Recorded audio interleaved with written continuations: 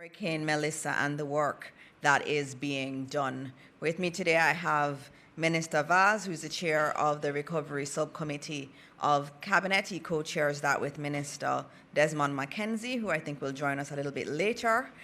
We also have Minister Matthew Samuda with us, our Minister of Water, Environment and Climate Change.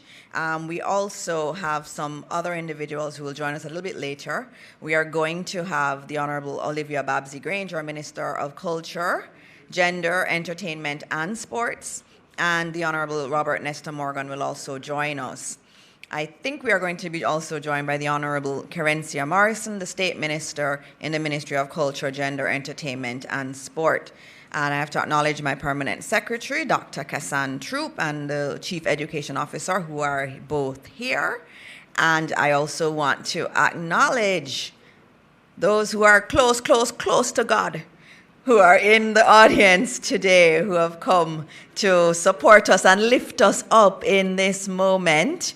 And so with us today, we have two of the most, wonderful people you can find, Bishop Harold Blair and Bishop Christine Bengucci from the Jamaica Council of Churches.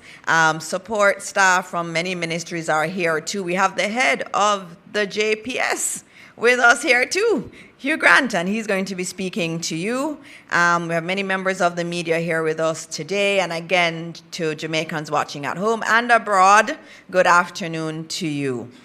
I know the pictures and the images that we're all seeing are really heart-wrenching. And there are so many people who are feeling the pain. If we feel it deeply, I think all of Jamaica is going through this period of mourning and this period of pain, and that's why I'm very happy that Bishop Blair has said he will pray for the country at the end of this press conference, because we need prayers. God has always taken us through, and God will always take us through. And so we have to rest on God, and that's the beauty of this country. It's a country that believes deeply in God, and that God will take us through. And yesterday when I got a chance to go around, I saw that, and I saw the resilience of the Jamaican people. And that's why I say now is not a time for politics. Now is a time for us to come together as Jamaicans and to do what we need to do to support each other. And I've seen that being done. I've seen Jamaicans across the country doing what they have to do in order to support their brothers and sisters. That is the Jamaican way, and that's the Jamaican approach that we will take forward. I'll give you a few updates at the beginning, and one of them is in relation to our schools. Many of our schools sustained a lot of damage, significant damage. And one of the things when we're talking about Hurricane Melissa and its impact is that it did not affect only a few areas. It's really across the country. So you have areas in the eastern part of Jamaica that have been affected. You have others who we don't talk about a lot. We don't talk about Clarendon and the damage in Clarendon very much. We don't talk about even parts of St. Catherine. We don't talk about Manchester and the issues in Manchester. We need to talk more about Trelawney too and the impact there. So it's been all over the place that we have an impact. And we have to provide support to everybody all over the country. It doesn't matter where they are from. And so that's very important. And yesterday I got to see two of our schools. One was in Manchester. One was in St. Elizabeth. I went to Homewood Technical High School first, where they had tremendous damage. And I'm expecting this damage to be the same across much of Western Jamaica. And at Homewood, one of the things that left me feeling so good was that I saw the teachers out. I saw the principals there on a Sunday. They were there trying to do their best to rehabilitate the school, because they said they have so many students who are from the West and that they need to make sure that they provide space for them. So they were primarily focused on the dorms because they want to bring in children from Western Jamaica. And so, they don't have electricity. They don't have any water. But they were there on Sunday because they love these children so much, and we have to salute them and thank them for their service to Jamaica. I then went to St. Elizabeth Technical High School, and there we've seen the pictures of the damage. When you go into the fifth form area on a 3-story block, when you look up, you see the sky. When you look out, you see the entire field. And there are no walls, there are no windows, there is nothing. That's tremendous damage. And again, on Sunday, I saw members of the board. I saw teachers, many teachers out. And what did they say to me yesterday that made me feel good about being a Jamaican? They said that they were trying to get water from their well because they want to be able to give water to the rest of the community that did not have water. This is a school that was decimated, significant damage. And that's what they're thinking about. They're thinking about, how do I get water to the rest of the community? They're trying to get generators, to get freezers up to help the rest of the community also. They asked for Starlink because they said then everybody in the community can come and use ours. They saw themselves as central to the community getting back up. And so I salute them. I salute them because I know what they're going through at home. It is difficult times for them. And I could see the pain in their faces too, but they were doing the best that they could do. I also saw one of the teachers who said that her role is to go around. If she hasn't heard from a student, she goes and she visits the home. And so she really knew a lot of the marooned areas because she was going around visiting and taking packages. Because Jamaicans need to realize, we talk about it, but we don't necessarily see it. We have many children in food insecure homes. They eat when they go to school. The PATH program in school is central to their nutrition. And so that school understood it, and they said, you know, they're not here, but I'm going to find them and I'm going to help them. And that's the Jamaican spirit. That's the Jamaican spirit. So on a Sunday morning, I was looking at them and I said, the Spirit of God is in you. It was clear in what they were doing. And so we have a lot of damage in our schools. We're going to have to figure out how we do it, how we get schools back up in the West. It's going to be innovative. We may have to use tents. We may have to use other innovative ways of getting schools back, but we'll figure it out. We always have as a country. I remember after Hurricane Gilbert in 1988, I went to school in the hall. They put up some little partitions, and that's what we did for many months. We're going to figure it out on school, and we have a committee that will be working through that. In terms of the reopening of schools, as I drove around today, I saw some schools open, some weren't open. The ministry has said very clearly that the decision is decentralized. So the boards and the principals make the decision based on local conditions. If you don't have water, you can't open school. That's a minimum. You have to have water to open schools. But then there may be other issues in the community, maybe issues with the teachers and their ability to get in. And so all of that is taken into consideration, and the school board and the principal makes that decision working with the regional teams in the Ministry of Education. So we've decentralized that. I cannot stay in the ministry, the PS can't stay in the ministry and say that your school must open. We can't do that. But we do encourage schools, if you're able to, let's do it. The psychologists have made it clear. After a disaster, the quicker children get back to their routine is the better it is for their mental health. It's also the case for all of us. They actually say that, you know, the quicker we move through this grief is the better it is for us in the long run. But there is this sense of national trauma. And I know you're going to ask me later about the JTA president, so I'll just answer now about psychosocial support for teachers. And I think the entire country needs psychosocial support. I think we're all going through collective trauma. I see it everywhere you go, you see it. And we have to think about that as a country. And I know the church is going to have to be very important in providing that kind of support to the entire country. And so in our ministry already, we have a group of over 30 psychiatrists and psychologists that we have available to our education system. So we have a system in place for those who need help. And many people don't necessarily want to do it collectively. They may want to do it individually, and the Ministry of Education pays for that. And this is not something new. This is something we've had for a while. And so we say we already have these avenues available, and we want our teachers to make use of it, because we know, like the entire Jamaica is going through trauma. I saw a police officer yesterday. She worked all the way through the hurricane and is still working. She hasn't taken a day off. And she was talking about how much pain she's feeling, but she has to continue. And I heard that too from the nurses that have been going through the hurricane and after under very, very difficult circumstances. We have to support everybody. Everybody is going through that mental strain, and I'm very happy that my ministry is leading the way in a program that is very accessible to all of our teachers, free of cost. We take up the bill. And it also is available to parents and children. Children feel the trauma too. And so it's available to them. And we also have to remember, some people won't feel the trauma until 3 months' time or 6 months' time. They may not be feeling it right now. And so we have that system available to us.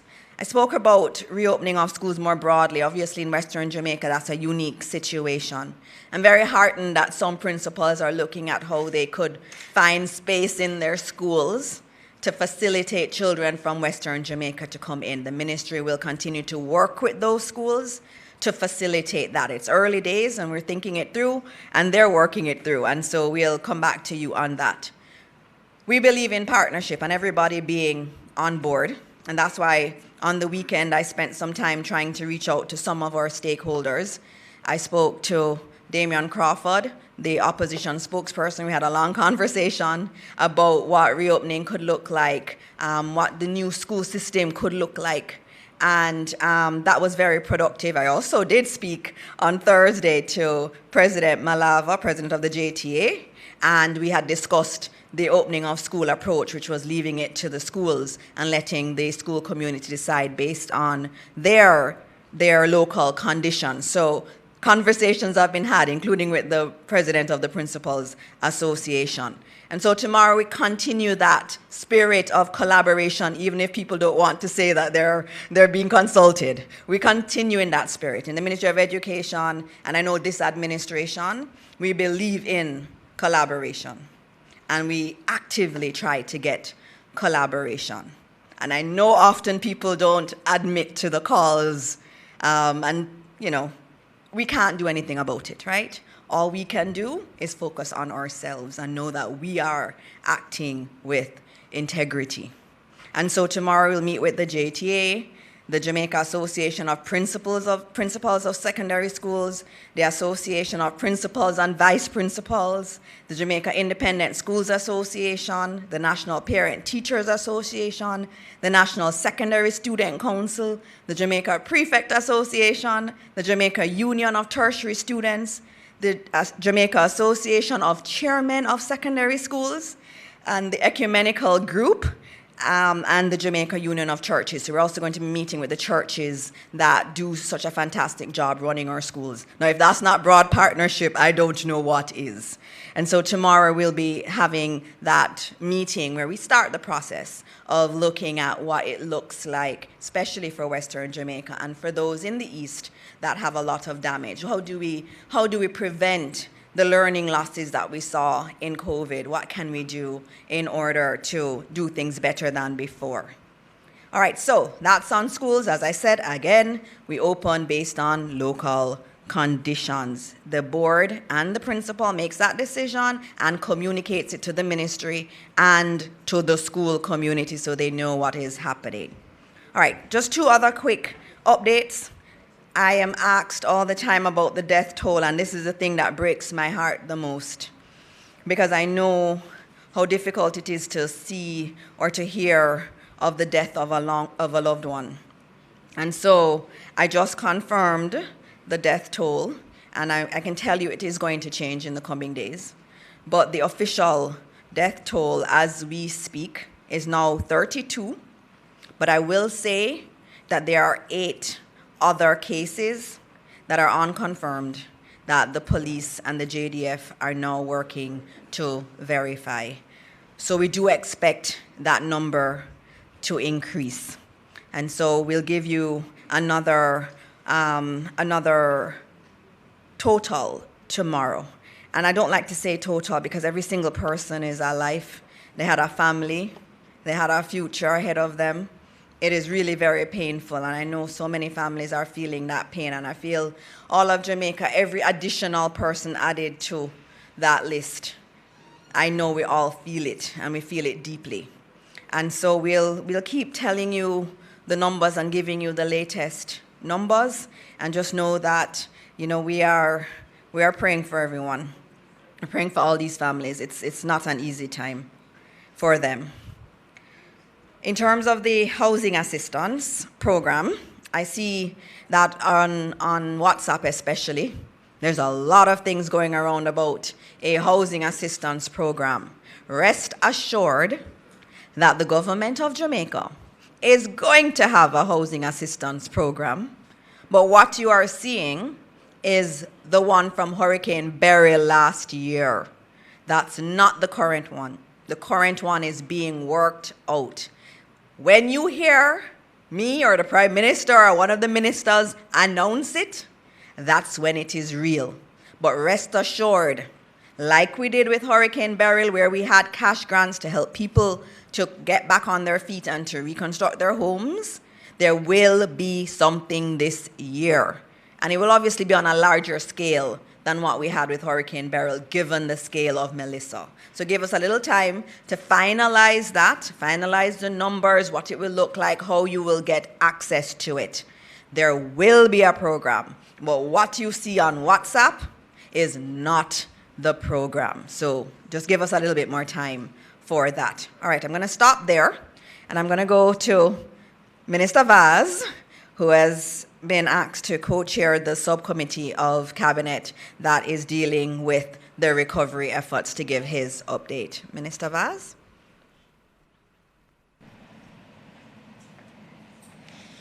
Thank you very much. Good afternoon, ladies and gentlemen, colleagues, ministers, permanent secretaries, Jamaica, and the diaspora. So again, I want to update the nation on where we are and assure you once again that restoration is moving steadily forward.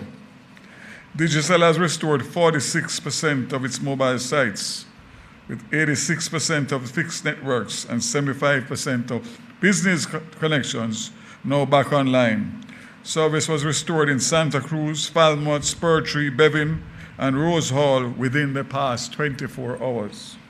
I don't need to tell you how huge that is in terms of getting connectivity in those areas. Over the next 2 days, the focus will be on restoring service from Falmouth to Montego Bay, then Montego Bay to Negril. Work is also ongoing in Portmore, Spanish Town, and St. Thomas. Approximately 64% of Flow's fixed sites are now operational, with 40% of customers reconnected, mainly in the urban areas where the power has been restored. Work continues to bring service back in to more affected western and southern parishes. For mobile network, 37% of our sites are up, reaching about 78% of mobile customers. Repairs are focused on the hardest hit parishes, including St. Anne, Hanover, and St. Elizabeth, where several towers were damaged. Neptune Communications, working with Marlink USA, is replacing and relocating damaged satellite units to restore connectivity where it is available. Additional satellite kits are arriving this week to expand coverage. Over the past 48 hours, additional Starlink kits were allocated to organizations providing essential assistance to Jamaica impacted by Melissa. I want us to stop again to thank Starlink, who have a team, an emergency response team, stationed in Jamaica, and are helping to coordinate the Starlink installations. So again, a charitable organization brought 200 mobile Starlink and Starlink gave the government of Jamaica 400 residential. We are using those residential/commercial.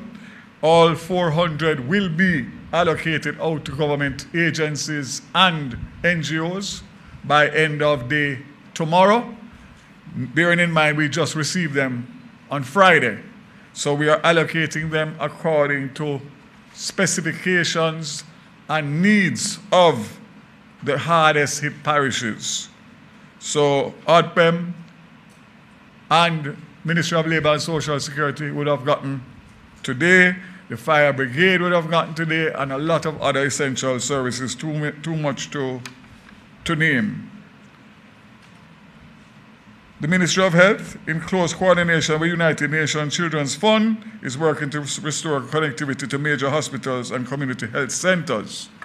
Jamaican government, the Jamaica Red Cross and international NGOs are also using connectivity provided by Starlink to distribute food, water, and sanitation supplies, basic household items, and children's activity kits.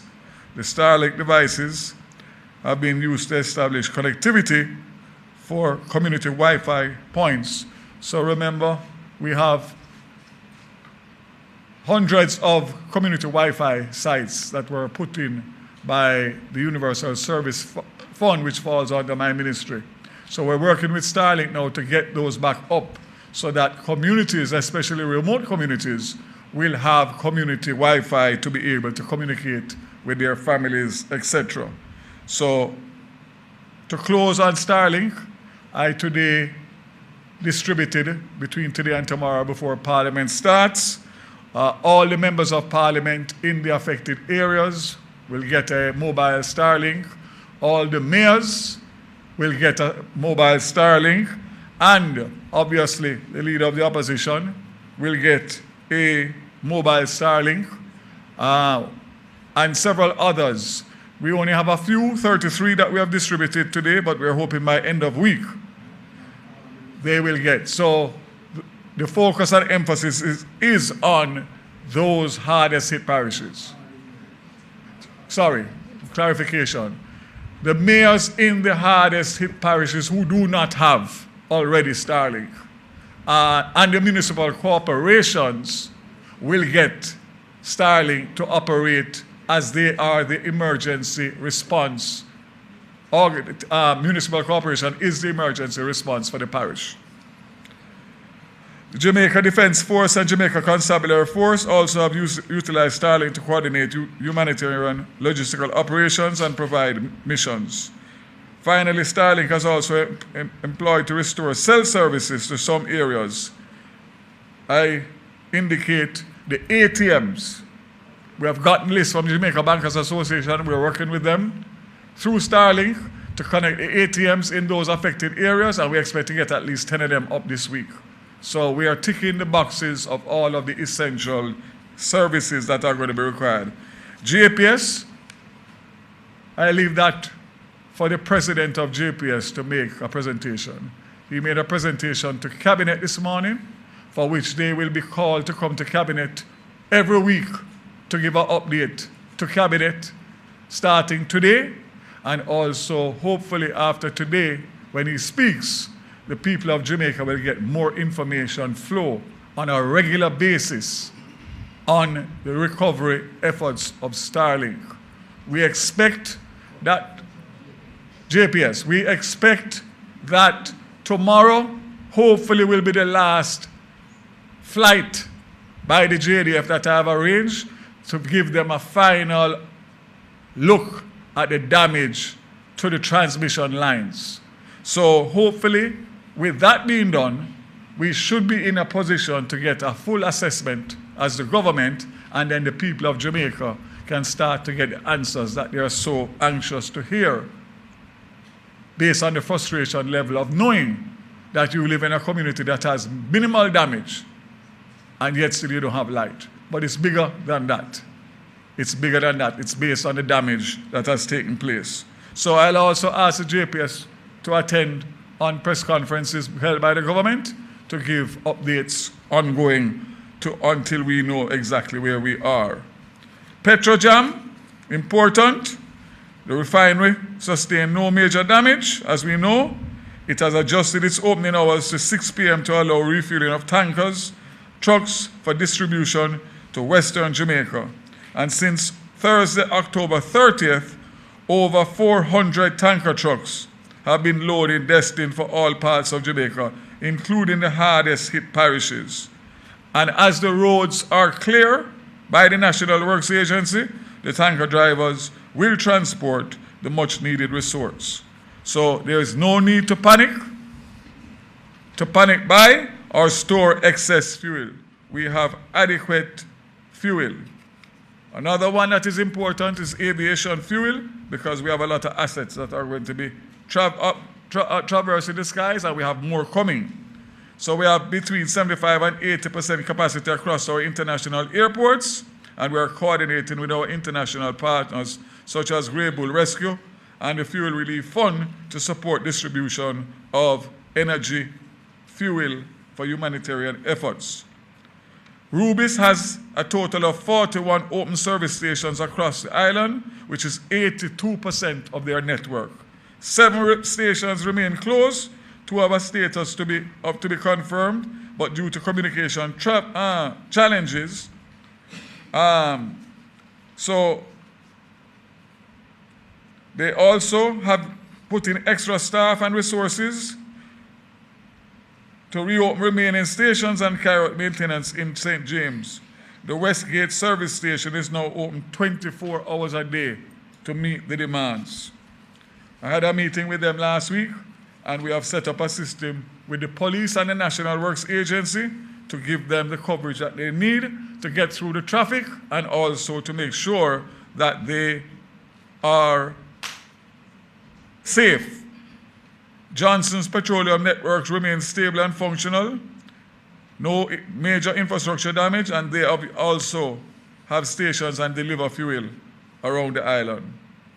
JUTC, 175 buses in service across Kingston Metropolitan and Portmore, and several more are being prepared for rural routes as the roadways open.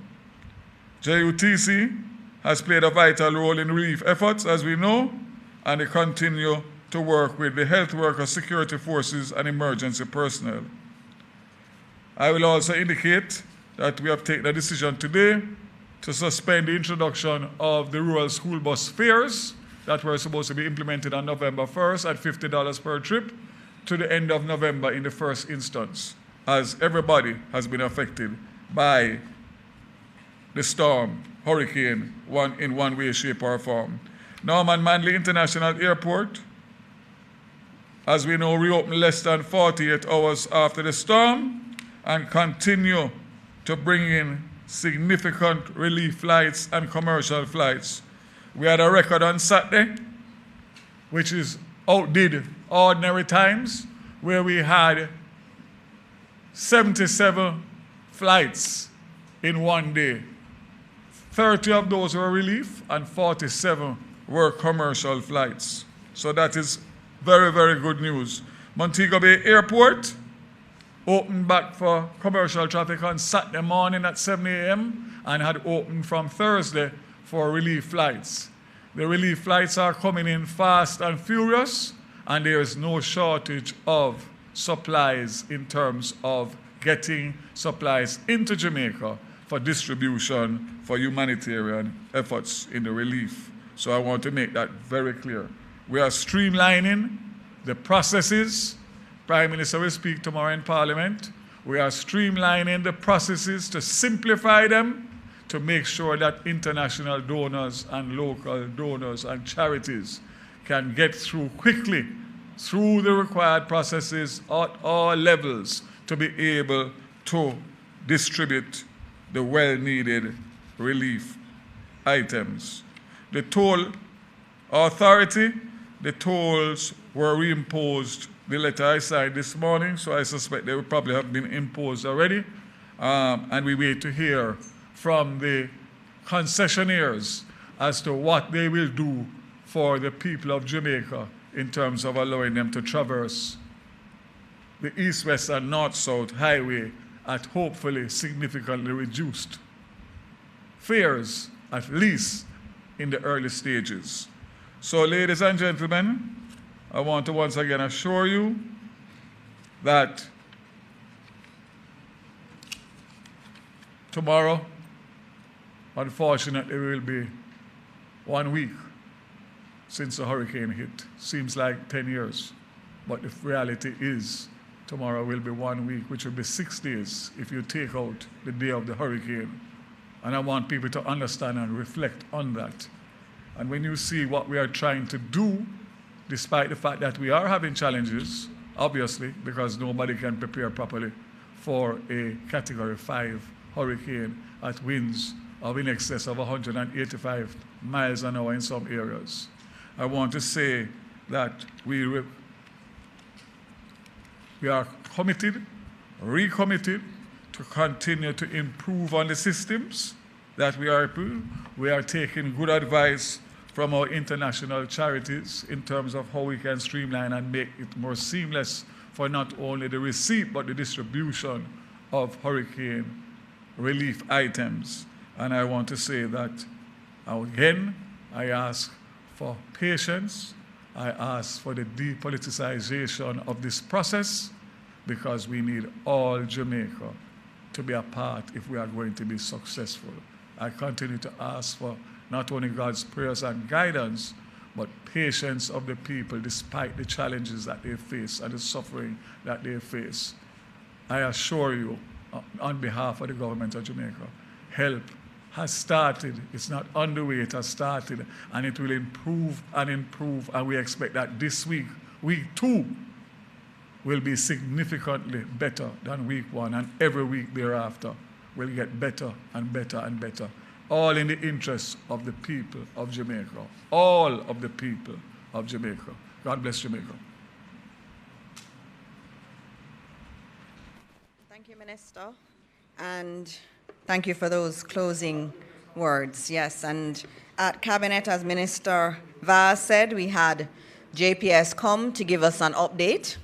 There were a lot of questions from the Cabinet members. Everybody was asking JPS, when will light come back in particular areas? And so the Cabinet got a briefing today, and you are going to get a condensed version of that briefing from JPS, because I know that's who you really want to be hearing from today. So, Mr. Hugh Grant, we invite you to give Jamaica your update.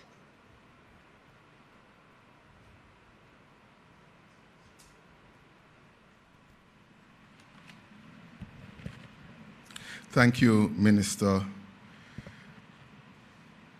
My heartfelt condolences to the people of Jamaica, our customers, for the lives lost, damage to property, and the dislocation that's happening out there.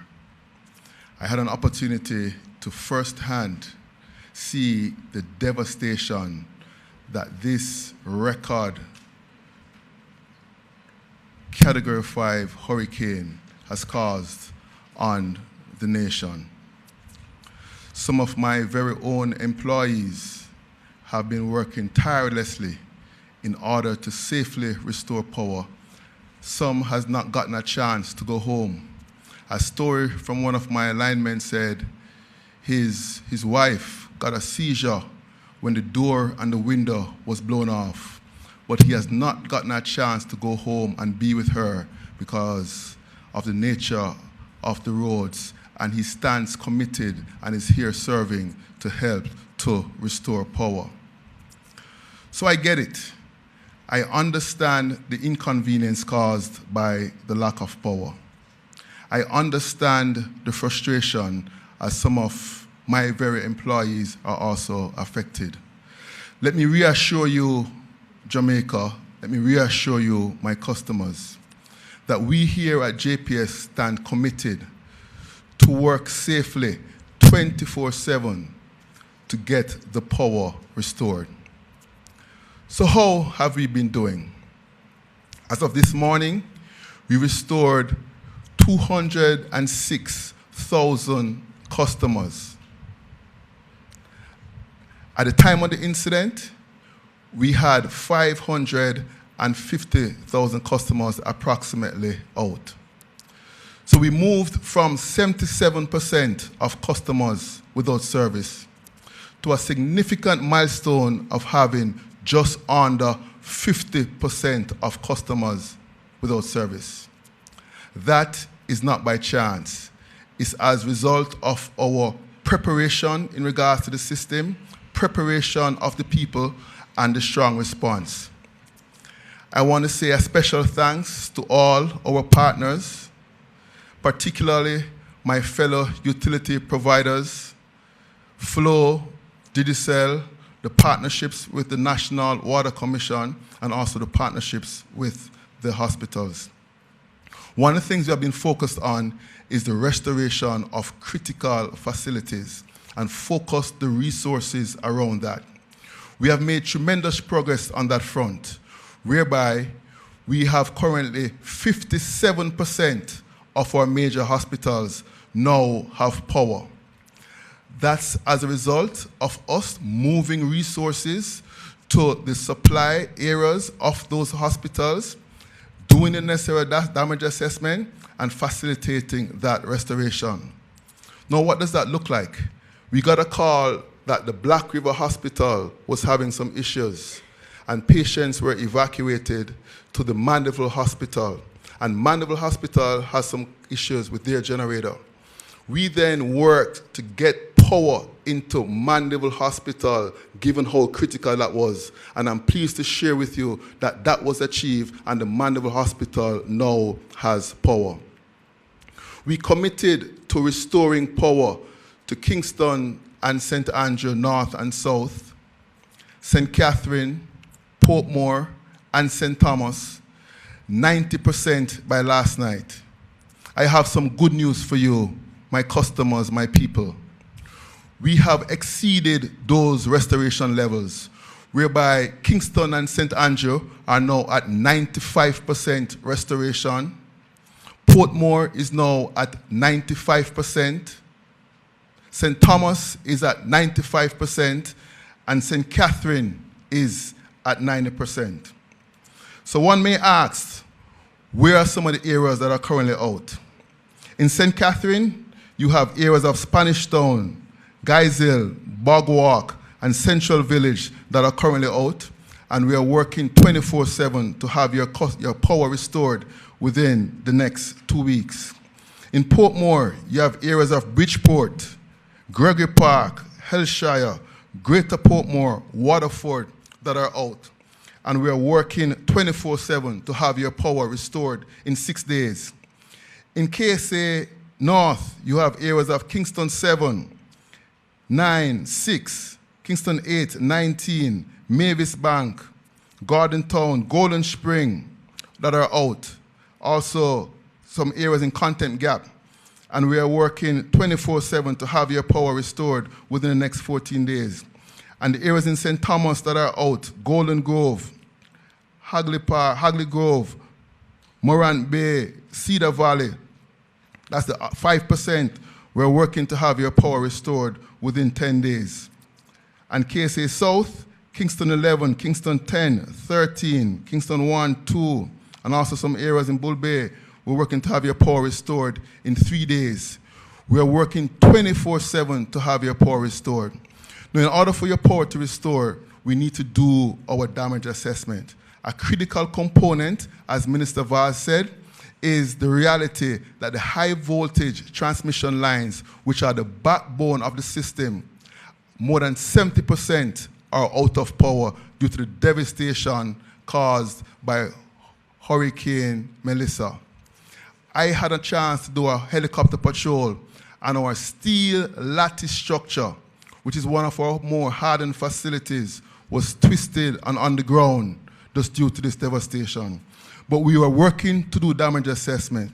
Once the damage assessments are completed, we will then be able to give you more clearly what are estimated times of restoration. We stand committed to keep you updated. We understand the inconvenience, and help is on the way.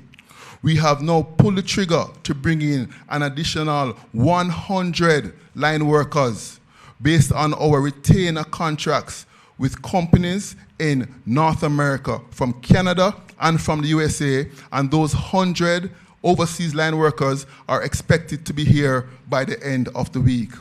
We also are bringing in additional equipment because our local resources in terms of bucket trucks and pole digger trucks are exhausted. So we're bringing in on barges additional bucket trucks, more than 50 bucket trucks, more than 10 digger trucks, so that when the workers come in, they have the equipment required so that they can safely and optimally restore customers. I stand committed to let you know and to give you hope that we will get through this, through strong partnerships, through strong collaboration, and you have my commitment that I'll continue to keep you informed of our progress. Be safe and be well, and thank you very much. Thank you. Thank you very much, and thanks to JPS. There were some encouraging numbers today. I think the one that was very encouraging was usually in a hurricane after, especially a Category 5, the entire country would go down. But this time, right after the hurricane and during the passage, 20% of their customers still maintained electricity. So that's definitely an improvement over last year. But obviously, everybody wants to know when they will get their electricity back. We've heard that they're doing damage assessments. Minister Vaz is working with them every single day asking for updates. And we should be hearing somewhere in another week. As you hear, they will be coming to Cabinet every week to discuss where they are with getting back electricity. It is a priority of this country. The entire country needs to get electricity back. All right, now that we're on utilities, the other big one is water. And I'm going to ask our Minister of Water, Environment and Climate Change, the Honorable Matthew Samuda, to now come and give his update.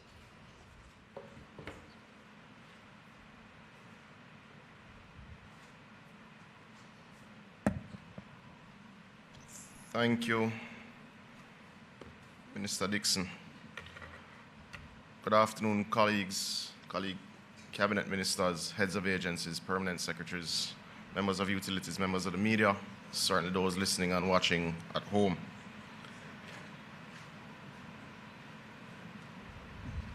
The NWC systems have been severely impacted by the passage of Hurricane Melissa. The primary issues that we face impacting water supply at this stage in many areas include high turbidity, internal electromechanical issues, external power supply outages, and infrastructure damage.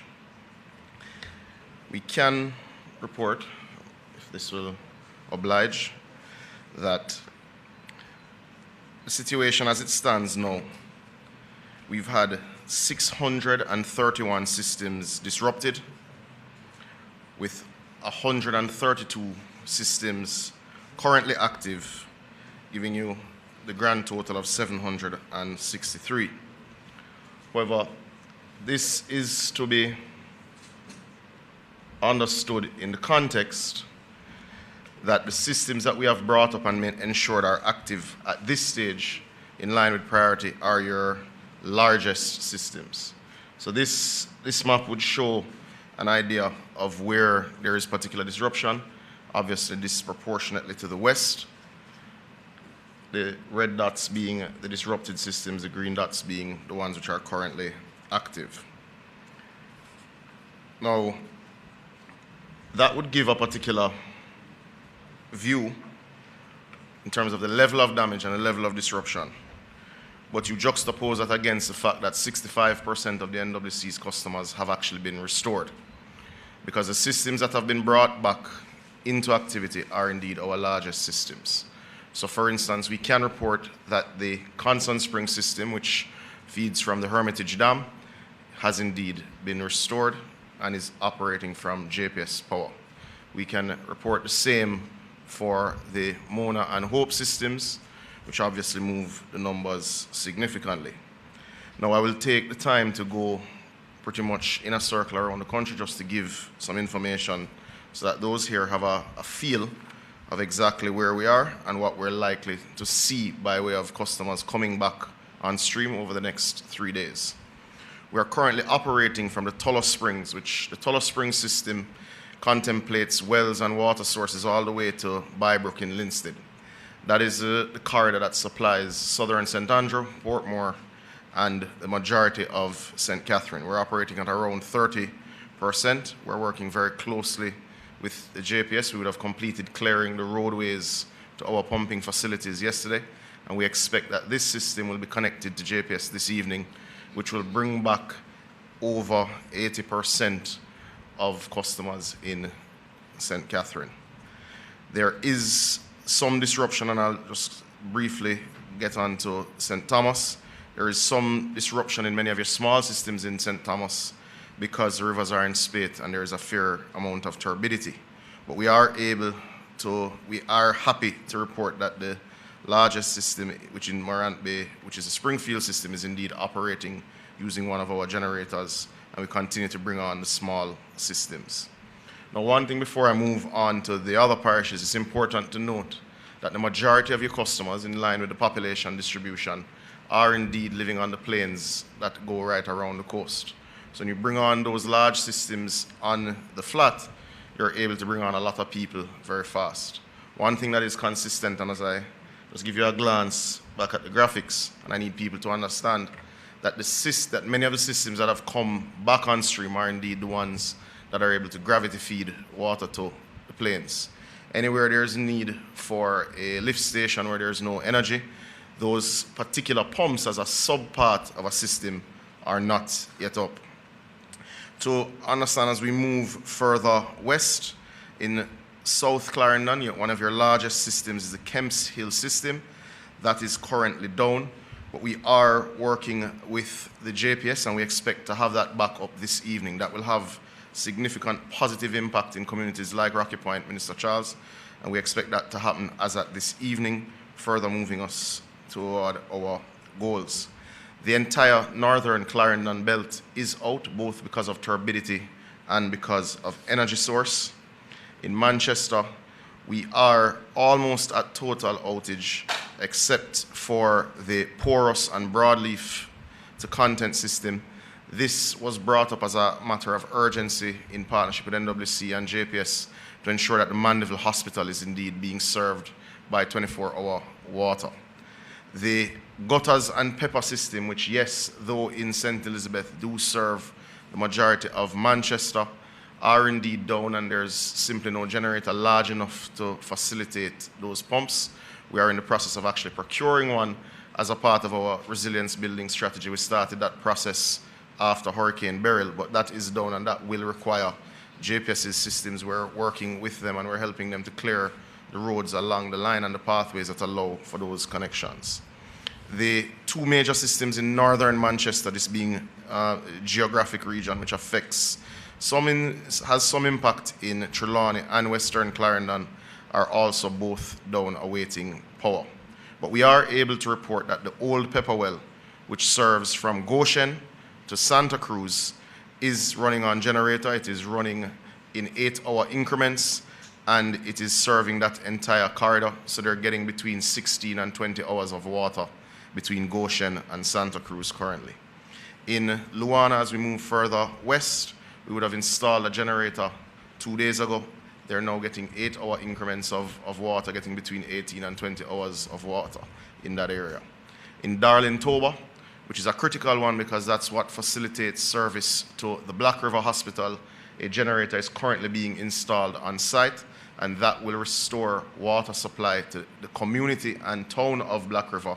But more important, well, particularly important, is to the hospital as well as to the stations for the emergency crews that are operating in that space, as well as a police station, etc. As you move into Westmoreland and Hanover, and there is a fair bit of integration between the systems, we are also happy to report that the Logwood system, which is in Hanover, but services all the way to Negril, that has been operating and continued to operate right throughout the storm. So Negril actually has water and has had water pretty much through the duration of the disaster. The hilly communities along that corridor are obviously not being served because we don't have power to those lift stations.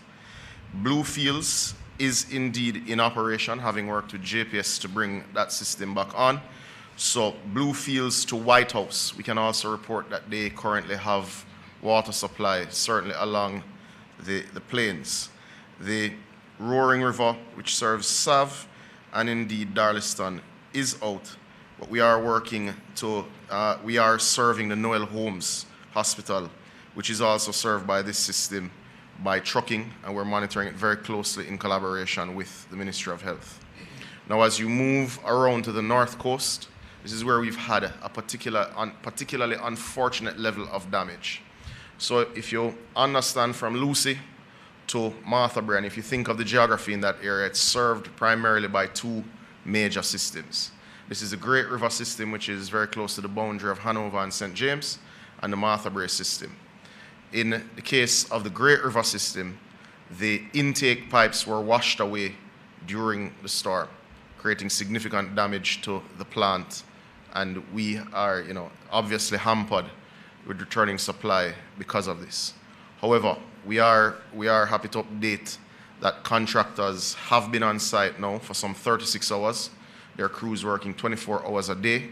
We are targeting restoration, temporary restoration, because we'll have to do a more permanent fix after, but we're targeting temporary restoration by Friday midnight.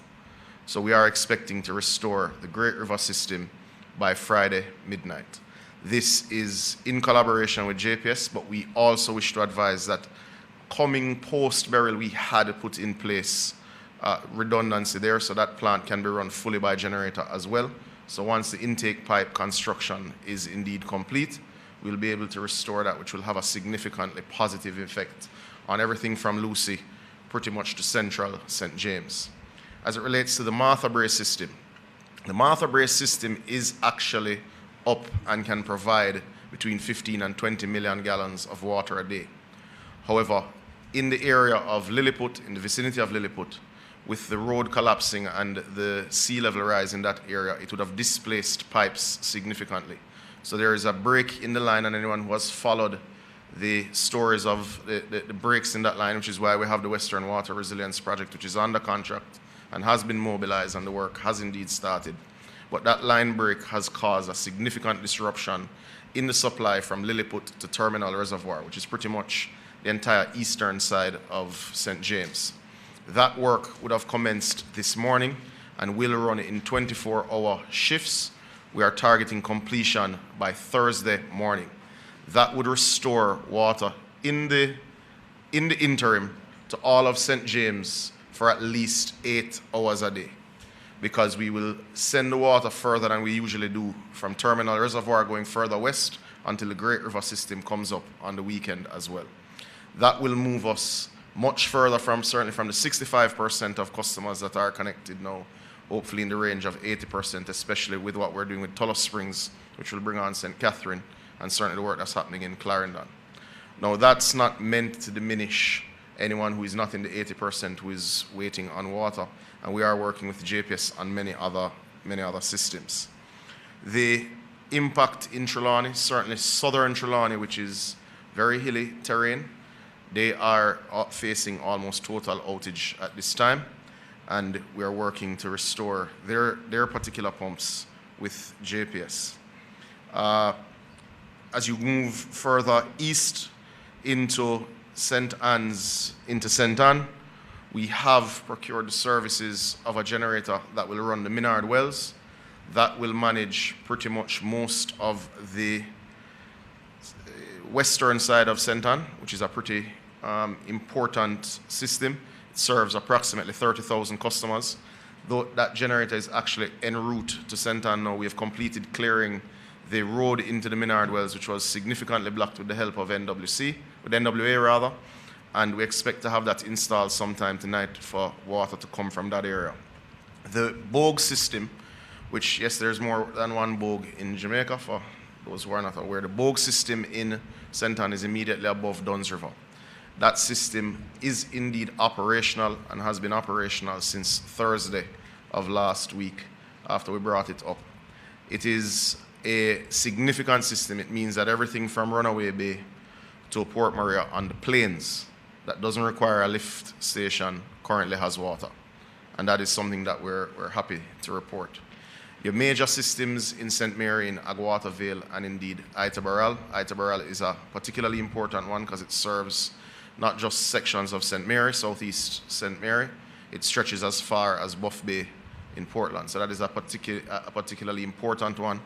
We have generators en route to the Itabaral system, and we're working very closely with JPS to bring the Agawata Vale system up, which would stabilize central St. Mary. And I'm using geographic terms here today, not political constituencies.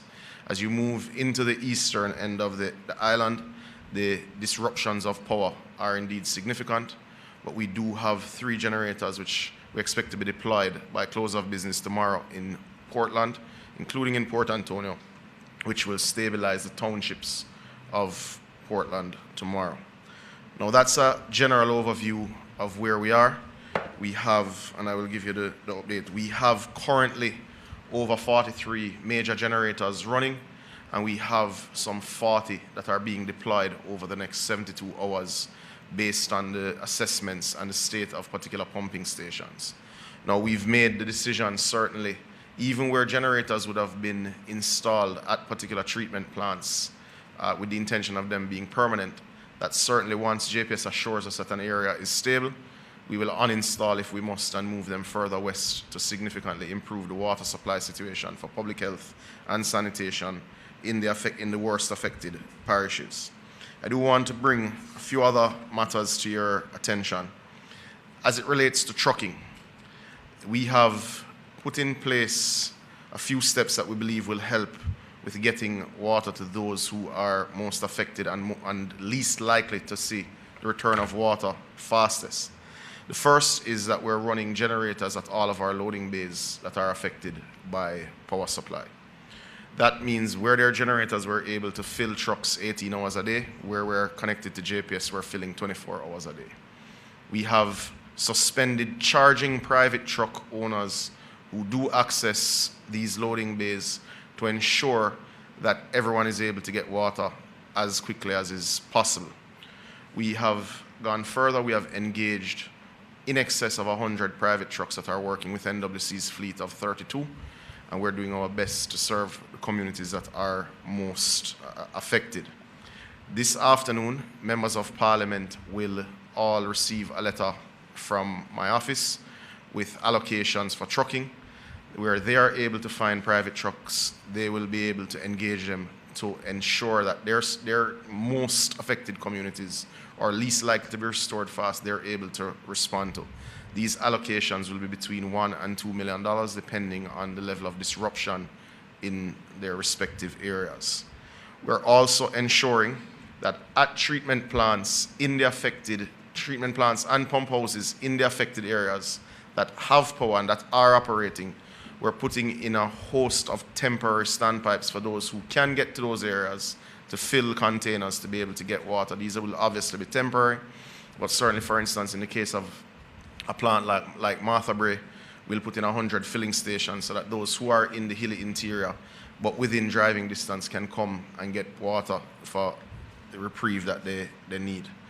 We are working actively also with the team at the Ministry of Water, and indeed with suppliers. We intend to increase on an emergency basis our fleet of trucks to continue to serve the public better during this challenging time. But we are working very closely with JPS. We do remain open to suggestion, we remain open to your prayers, and we are working to ensure that we get to 80% by this weekend of customers. And we are going to work around the clock to move from 80 to 100%. Thank you. Thank you very much. You heard that, 80% by this weekend. And you saw the numbers for Westmoreland, 35.7%, where, Westmoreland and St. Elizabeth are really ground zero and they are getting water back. I mean, we have to thank NWC Minister Samuda. You've been doing a lot of work, and I hear you talking about all of those subsystems and knowing all of them so intimately. You're really good at what you're doing, and so thank you, Minister. Thank you to the entire NWC team. I know Jamaica is grateful. We can do without a lot of things, but we can't do without water, and so thank you. All right, up next, we have Minister Morgan, Robert Nesta Morgan, our minister that is responsible for works, to come and talk about the work that's being done to clear the roads and get us access to those people who are currently marooned. Minister Morgan? Thank you very much, my sister, Dr. Dana Morris Dixon. Thanks to members of the public service, the private sector, members of the media. I see we have a very healthy turnout. Hi, Dion. It's good to see you at the OPM press briefing. Haven't seen you in a while, but thank you very much for coming. I want to give an update on the work that we've been doing regarding the clearing of roads, and just general updates as to what we're doing to provide access to the various disaster areas. And as usual, take your questions as it relates to the issues that have been raised in the press conference. So in my last updates, I would have told you that one of our priorities, or at least our main priority, is to provide a corridor for persons to be able to bring relief supplies, especially to the western parishes that have been severely impacted. We have been extremely successful in creating that corridor. We now have a good corridor from the border of St. Elizabeth all the way to Savannah-Lamar, and we have a corridor from St. James coming through St. Anne Trelawney all the way to Savannah-Lamar on the other side. The challenge, however, is that we created single-lane access initially, but the quantity of vehicles almost tripled within a day, and which is understandable. There are many persons who have loved ones in the region. There are persons who have recognized the disaster that took place and wanted to assist persons in the area. What that resulted in is significant traffic jams, especially in areas such as the Bogwalk Gorge and sections of Westmoreland, particularly in the Ferris area. We then decided that we had to expand the corridor a bit to create more two-lane access. And that's something that we were able to some extent, do over the last 2 days. We also had to work hard to ensure that heavy-duty trucks, such as gas trucks and oil tankers, are able to traverse the entire corridor. And yesterday we completed removing several impediments which would have prevented those heavy units from traversing the area. That corridor is not the only corridor. Work continues in sections of Trelawney, sections of St. James, sections of Manchester, and other areas that have been impacted, and areas across the rest of the island, such as Clarendon and other parishes, St. Thomas, Portland, St. Mary, which would have had challenges due to rain, wind, landslides, and so on.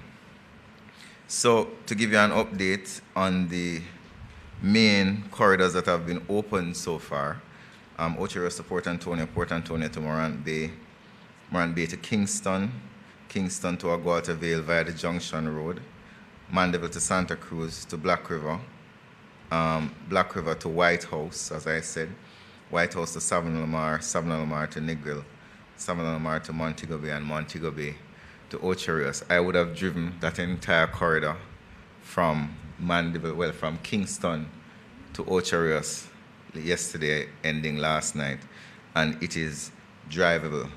We also drove through the Hanover section. So you have two sections. You have the Negril section, you have the Hanover side that goes through Long Lane. Those two corridors are drivable. The one through Hanover Hills is a bit Long Hill.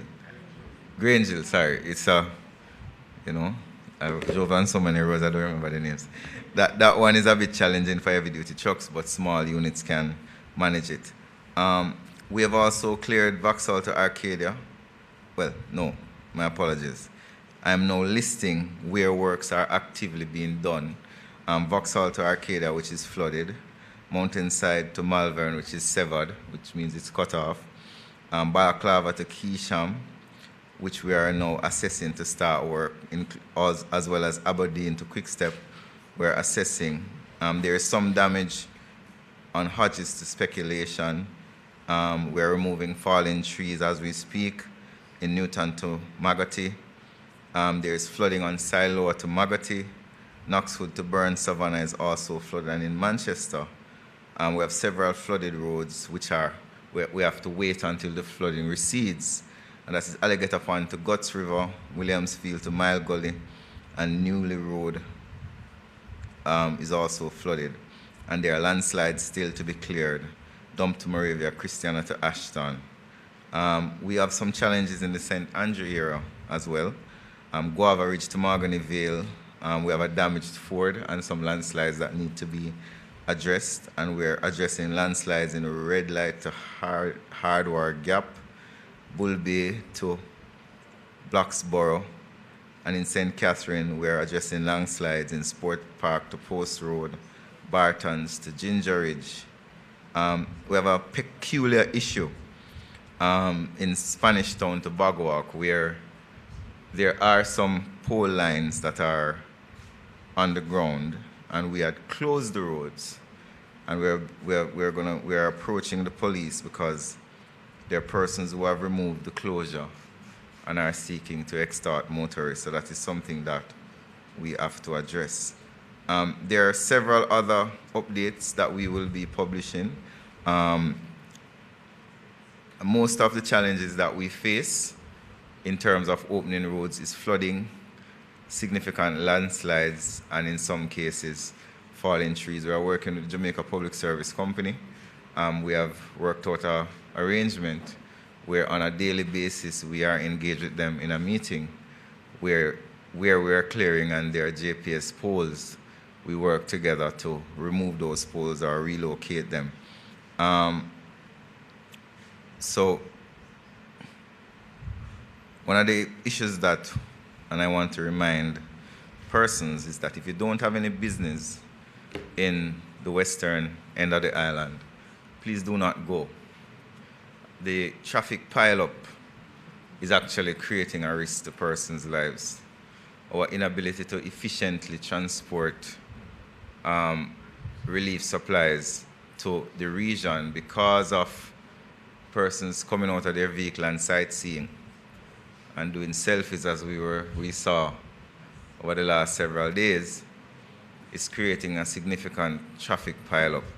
And if there is blockage in, let's say, Holland Bamboo, then the relief trucks cannot come out. So those are just some of the updates that we want to give.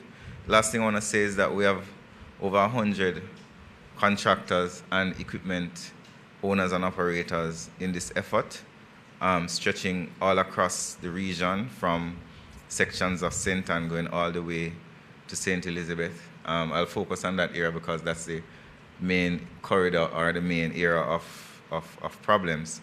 But we also have challenges in other parishes too. We have challenges in sections of Portland, St. Thomas, where we do have the National Works Agency. I see Mr. Vaz looking at me. Yes, Mr. Vaz, I remember. We are working, the NWA is working in other parishes, and pretty much every parish, because the rain event did impact every parish and did cause landslides. The bridge, what's the name of the bridge again, Darrell, that we're building?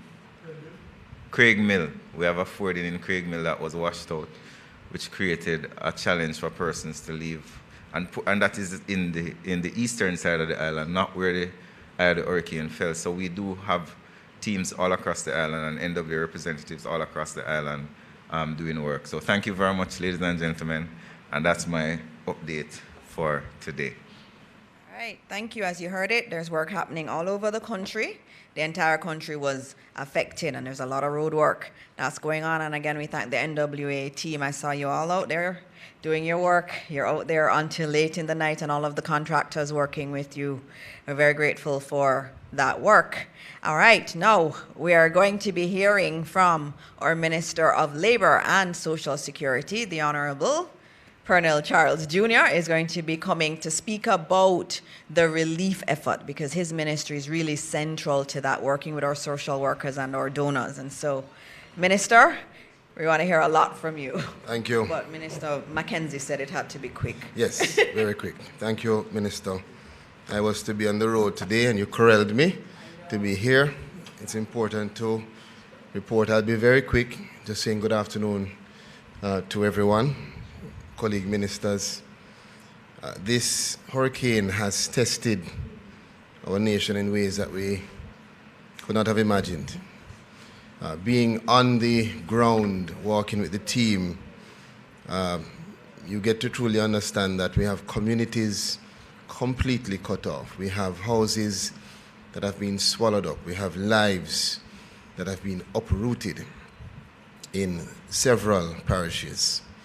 And we've seen and we feel the heartbreak of the families and the people that are trapped, those that are hungry, those that are uncertain. But I want them to be assured that we are working assiduously with all of our partners to provide relief as quickly as possible. Yesterday, the brave men and women of the Jamaica Defense Force, supported by our international partners, risked their life to carry out our evacuation missions, rescuing sick and those that are stranded in about 4 areas across the affected zones.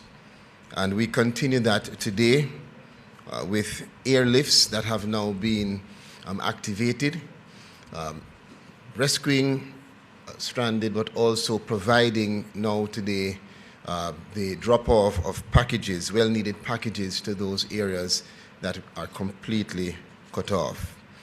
Now, I want to just acknowledge the tireless work of those who are volunteering, several of whom are coming from all over the country, some not connected in any familial way, but just understanding the impact of this mission and joining in with our parish officers, our social workers, the JDF, the JCF, the fire brigade, to provide support, to provide comfort, and just to share a meal.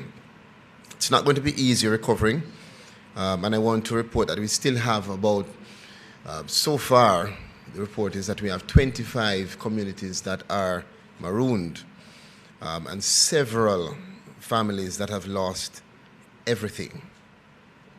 I mean everything. We are coordinating with every available resource. We are working as a lead of the Humanitarian Assistance Committee. I want to acknowledge the CEO of Food for the Poor, who is here on the island, our representatives from the World Food Program, and others, GEM and others who are working with us to get food, water, medicine, and shelter to those who need it the most. We're utilizing our Bell 429 helicopters. We're also using the Chinooks helicopters brought in and Black Hawk helicopters brought in by our partners in the US. And those are assisting us to provide a lifeline to the several Jamaicans that remain stranded through the evacuation process, as well as the packages that are dropped off from the skies while they are on the ground. And we have teams on the ground simultaneously providing ground support. So our JDF team is not only doing airlift, but where we can't go, they go. They venture out in ground operations and have done more than 17 communities between yesterday and today.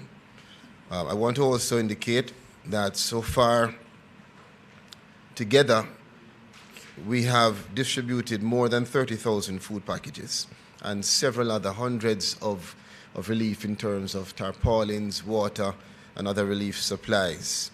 We are collaborating with the private sector, faith-based organizations, government agencies, to ensure that we can ramp up and move now into the next phase, which is beyond just providing the immediate rapid response to now a more strategic and calculated design of a distribution model that will see us supplying exactly what is needed to specific and strategic areas.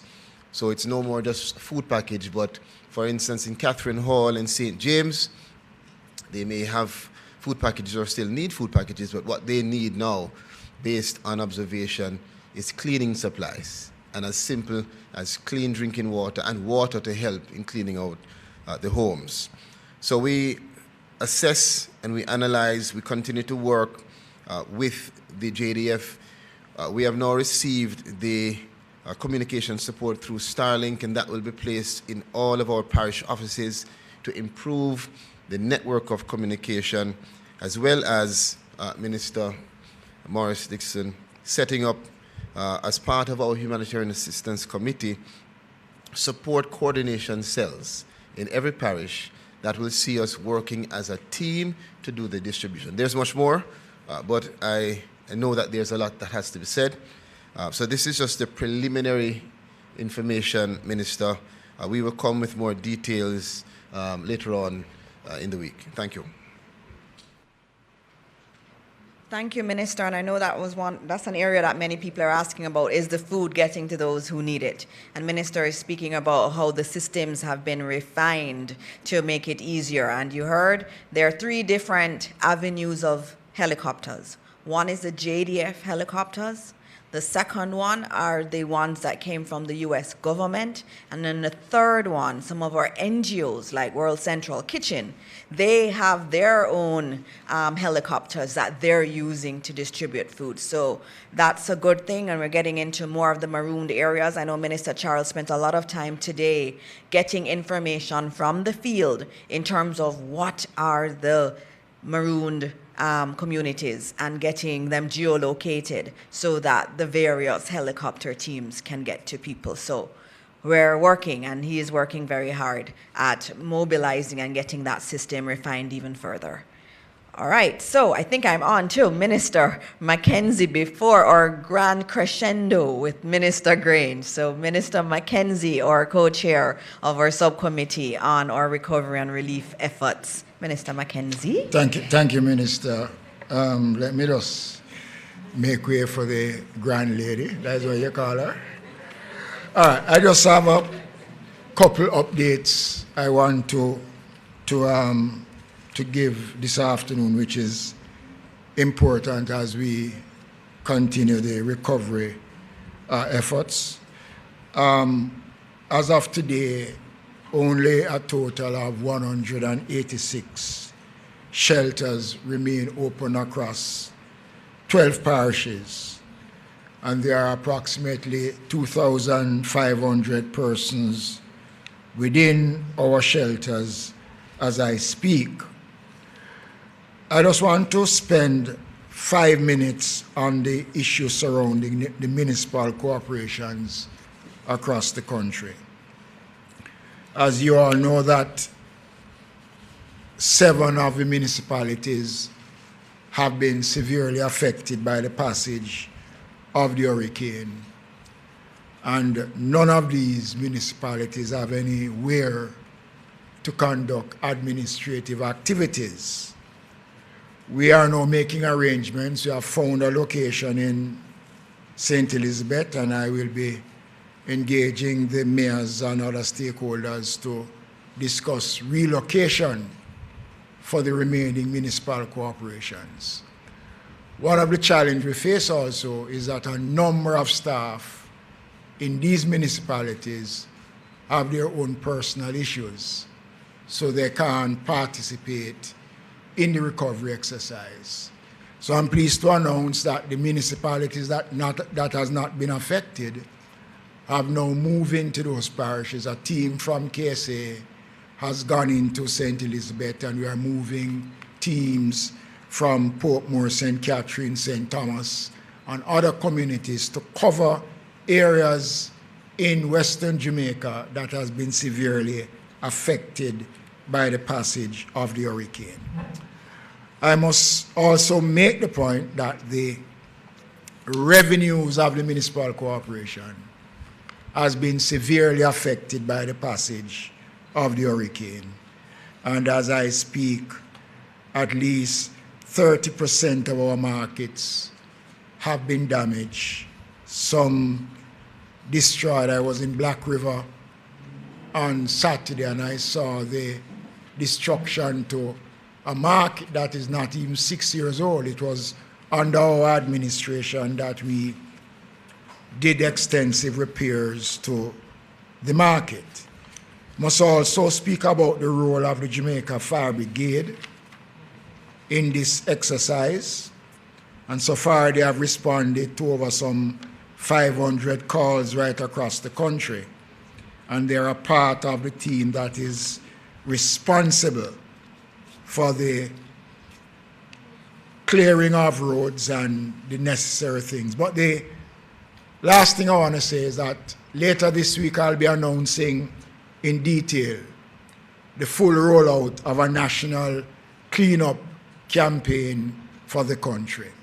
This cleanup exercise will include the National Works Agency, TPDCO, the Ministry of Education, and it will be led by the National Solid Waste Management Authority.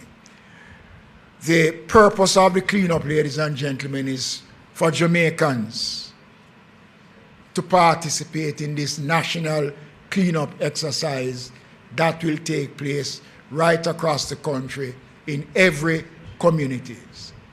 The Social Development Commission will be responsible for coordinating community activities throughout. And this will be a call for national duty, for national response. The country will require the full support, the full participation of all Jamaicans in this exercise. And as I said before, I will give further details on this exercise because a part of any recovery must be keeping our cities, our towns, and our communities clean. I saw some sites on Saturday which I cried inside because I was in St. Elizabeth even 5 weeks prior to the hurricane. And what I saw was devastating. But this is the time when all of Jamaica, and I'm going to be reaching out to my opposition counter spokesperson to invite her to the meeting to discuss the cleanup exercise because we are taking a national approach to the cleanup exercise. Those are my brief comments this afternoon. Thank you. Thank you, Minister. You know, I was hoping you were going to continue and I'd get a chance to come up here and stand up because I've seen you do that so many times and I wanted to be able to do it to you, but you didn't give me that pleasure. All right. I think where you left Minister Mackenzie on the matter of a national cleanup is really the perfect time for Minister Grange. There have been so many people saying, I want to help, I want to volunteer. And we have a solution. And that solution has been provided by Minister Grange and some wonderful young people. And so please welcome the Honorable Babsy Grange to give you some information on what she has been working on, which is really quite exciting. Minister Grange, it's good to see you and have you here. I keep having the men in the cabinet. It's nice to have a woman beside me. Thank you, Minister. Colleague ministers, ministry officials and media. As the days go by, we get a clearer picture of the magnitude of the devastation that Hurricane Melissa brought into our lives. We remember and pray for those lost in and those who have been affected by the hurricane across the country. We commiserate with you in this moment of great pain and destruction. Please be assured that the entire country, the diaspora, our neighbors and friends are standing with you. We face a long and challenging road ahead, but we will recover and rebuild stronger by supporting those who have been affected and working together. We thank and applaud everyone who has been doing something to help. Your contribution, even if you think it's small and insignificant, will make a tremendous difference. We have been taught that every act of kindness, care, and compassion makes a difference. And yet we know that there are still many, many Jamaicans who want to help, who want to be a part of this national effort. And we need you to know that is why we are now launching today the National Registry of Volunteers on the Support Jamaica portal, supportjamaica.gov.jm. This registry has now been launched and provides a safe and simple way for you to get involved. Through this registry, you will be able to tell us when you're available to help, what your skills are, as well as what type of assistance you would like to give. Perhaps who wish to assist with food distribution or shelter operations or medical support. Maybe you want to help with cleanup or counseling, transport or administration, whatever your skills are, however you want to help. Just tell us when you sign up to the registry. And I'm appealing to Jamaicans here in Jamaica and in the diaspora to sign up on this registry. Based on when you are available and based on the type of volunteer work that you would like to provide, we will contact you. We will brief, equip, and deploy you in an efficient and coordinated way. And I should mention here that the CVSS and other NGOs have been invited to sign up on this portal, so we'll have a joined up, seamless approach. We will reduce or eliminate duplication and ensure that we get help to those affected by the hurricane. So today, I really make this appeal for everyone to chip in. Volunteer your time, your skills, your compassion, and your care to this important national effort. We're calling on companies, we're calling on the churches and youth groups, clubs, associations, everyone. If there was ever a time when we needed all hands on deck, it is now. So I want you to log on to supportjamaica.gov.jm. Click on Volunteer for Hurricane Melissa and complete the short registration form. It's as simple as that to join the registry of volunteers and get involved. Now, ladies and gentlemen, I want to turn to the I Love Jamaica fundraising concert series. The magnitude of the devastation is unprecedented in our history. That means that we have to move quickly to secure as many resources as we can to provide the relief that is needed right now. We have launched a fundraising initiative dubbed I Love Jamaica towards providing much needed additional resources to support the National Relief Program. The government of Jamaica, through the Ministry of Culture, Gender, Entertainment and Sport, will be partnering with the entertainment industry in Jamaica and overseas to stage a series of fundraising entertainment events to raise funds for Hurricane Melissa Relief Fund. The target is $1 million initially. Discussions are underway to stage US dollars, $1 million US dollars. Initially, discussions are underway to stage events as follows. In Kingston, we had initially announced a concert to be staged in the stadium car park and mass camp, but we're now doing a virtual concert and telethon on Sunday, November 16, 3:30 p.m. to 10:30 p.m., and this will be broadcast out of the CPTC studios.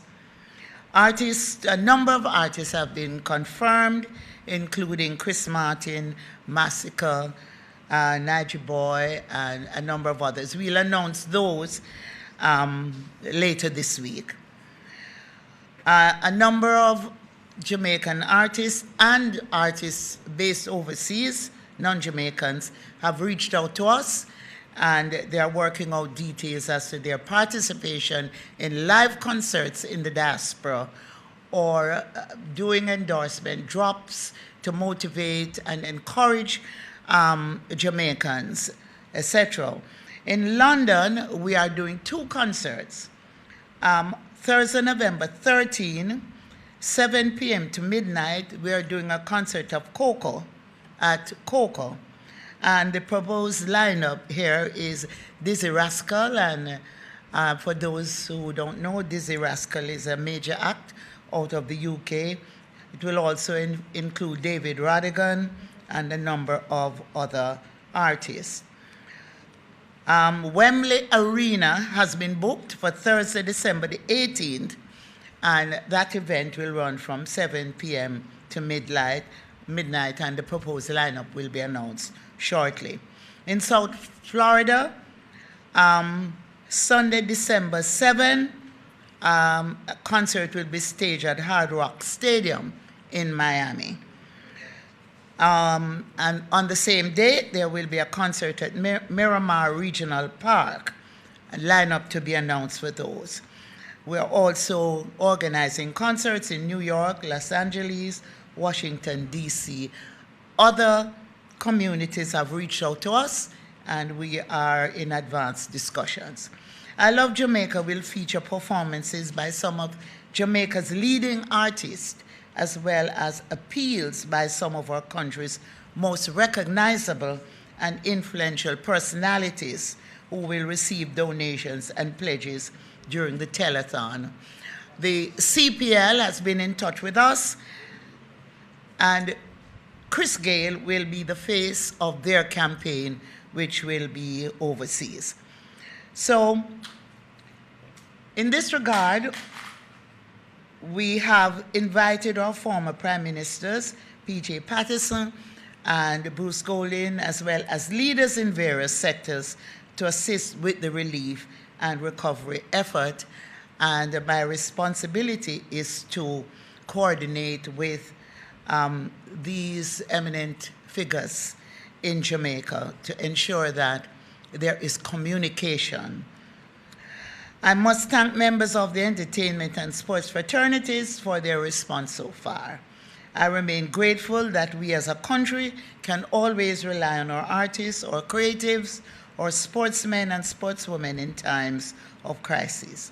And I'm really grateful for the way they have been responding to our invitation to participate in this national effort.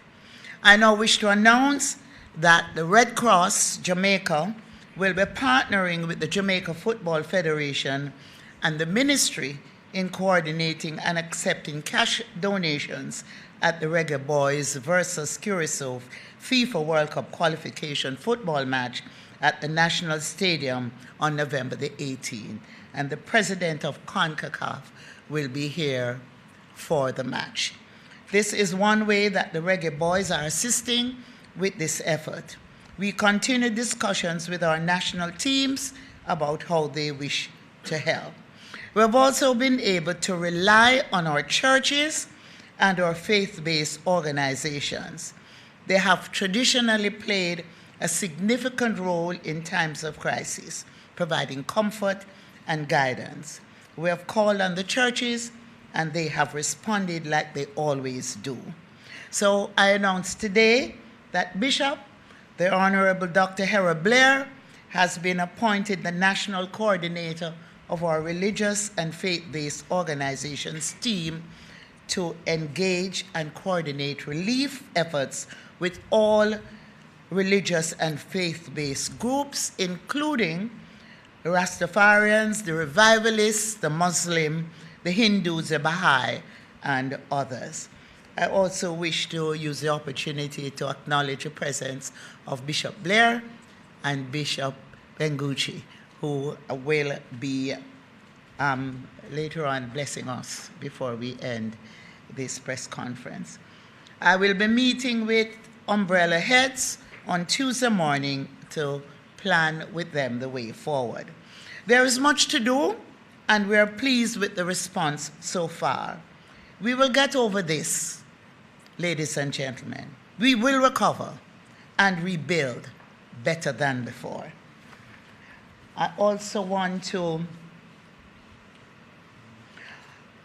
mention here that the South Florida Hard Rock Stadium event on Sunday, December 7 in Miami will be led by Shaggy, and further details will be announced. I want to thank you all for being there to give support and exposure to what we are doing, and to say that all is welcome, including the media, to volunteer. You get into spaces where people are saying, we don't see anybody. Once you're going there, we're asking you to also volunteer to be a part of this effort. Thank you so much. Thank you, Minister. Thank you, Minister. Thank you very much.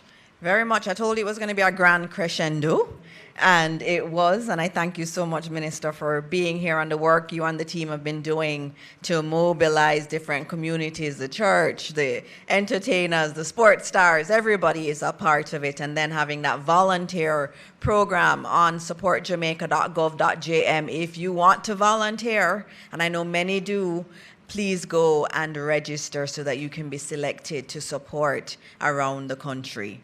All right, we're on to questions, and I see one hand up from before we opened. Oh, you're gonna, okay, he's yielding. Yes. You're yielding?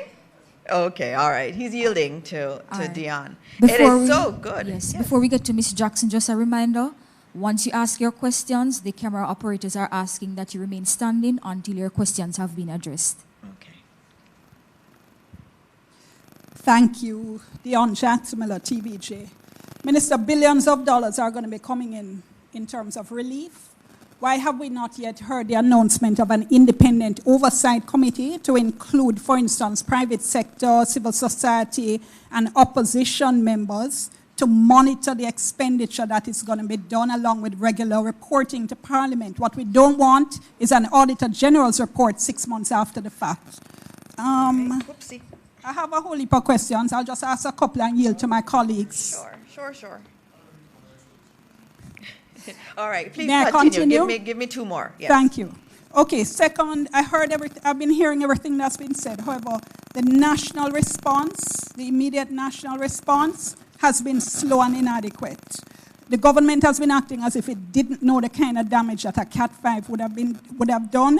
Why have we not seen immediate deployments of mass aid to the affected communities, along with things like immediate erection of warehouses to hold such aid, immediate erection of mass shelters and or evacuations?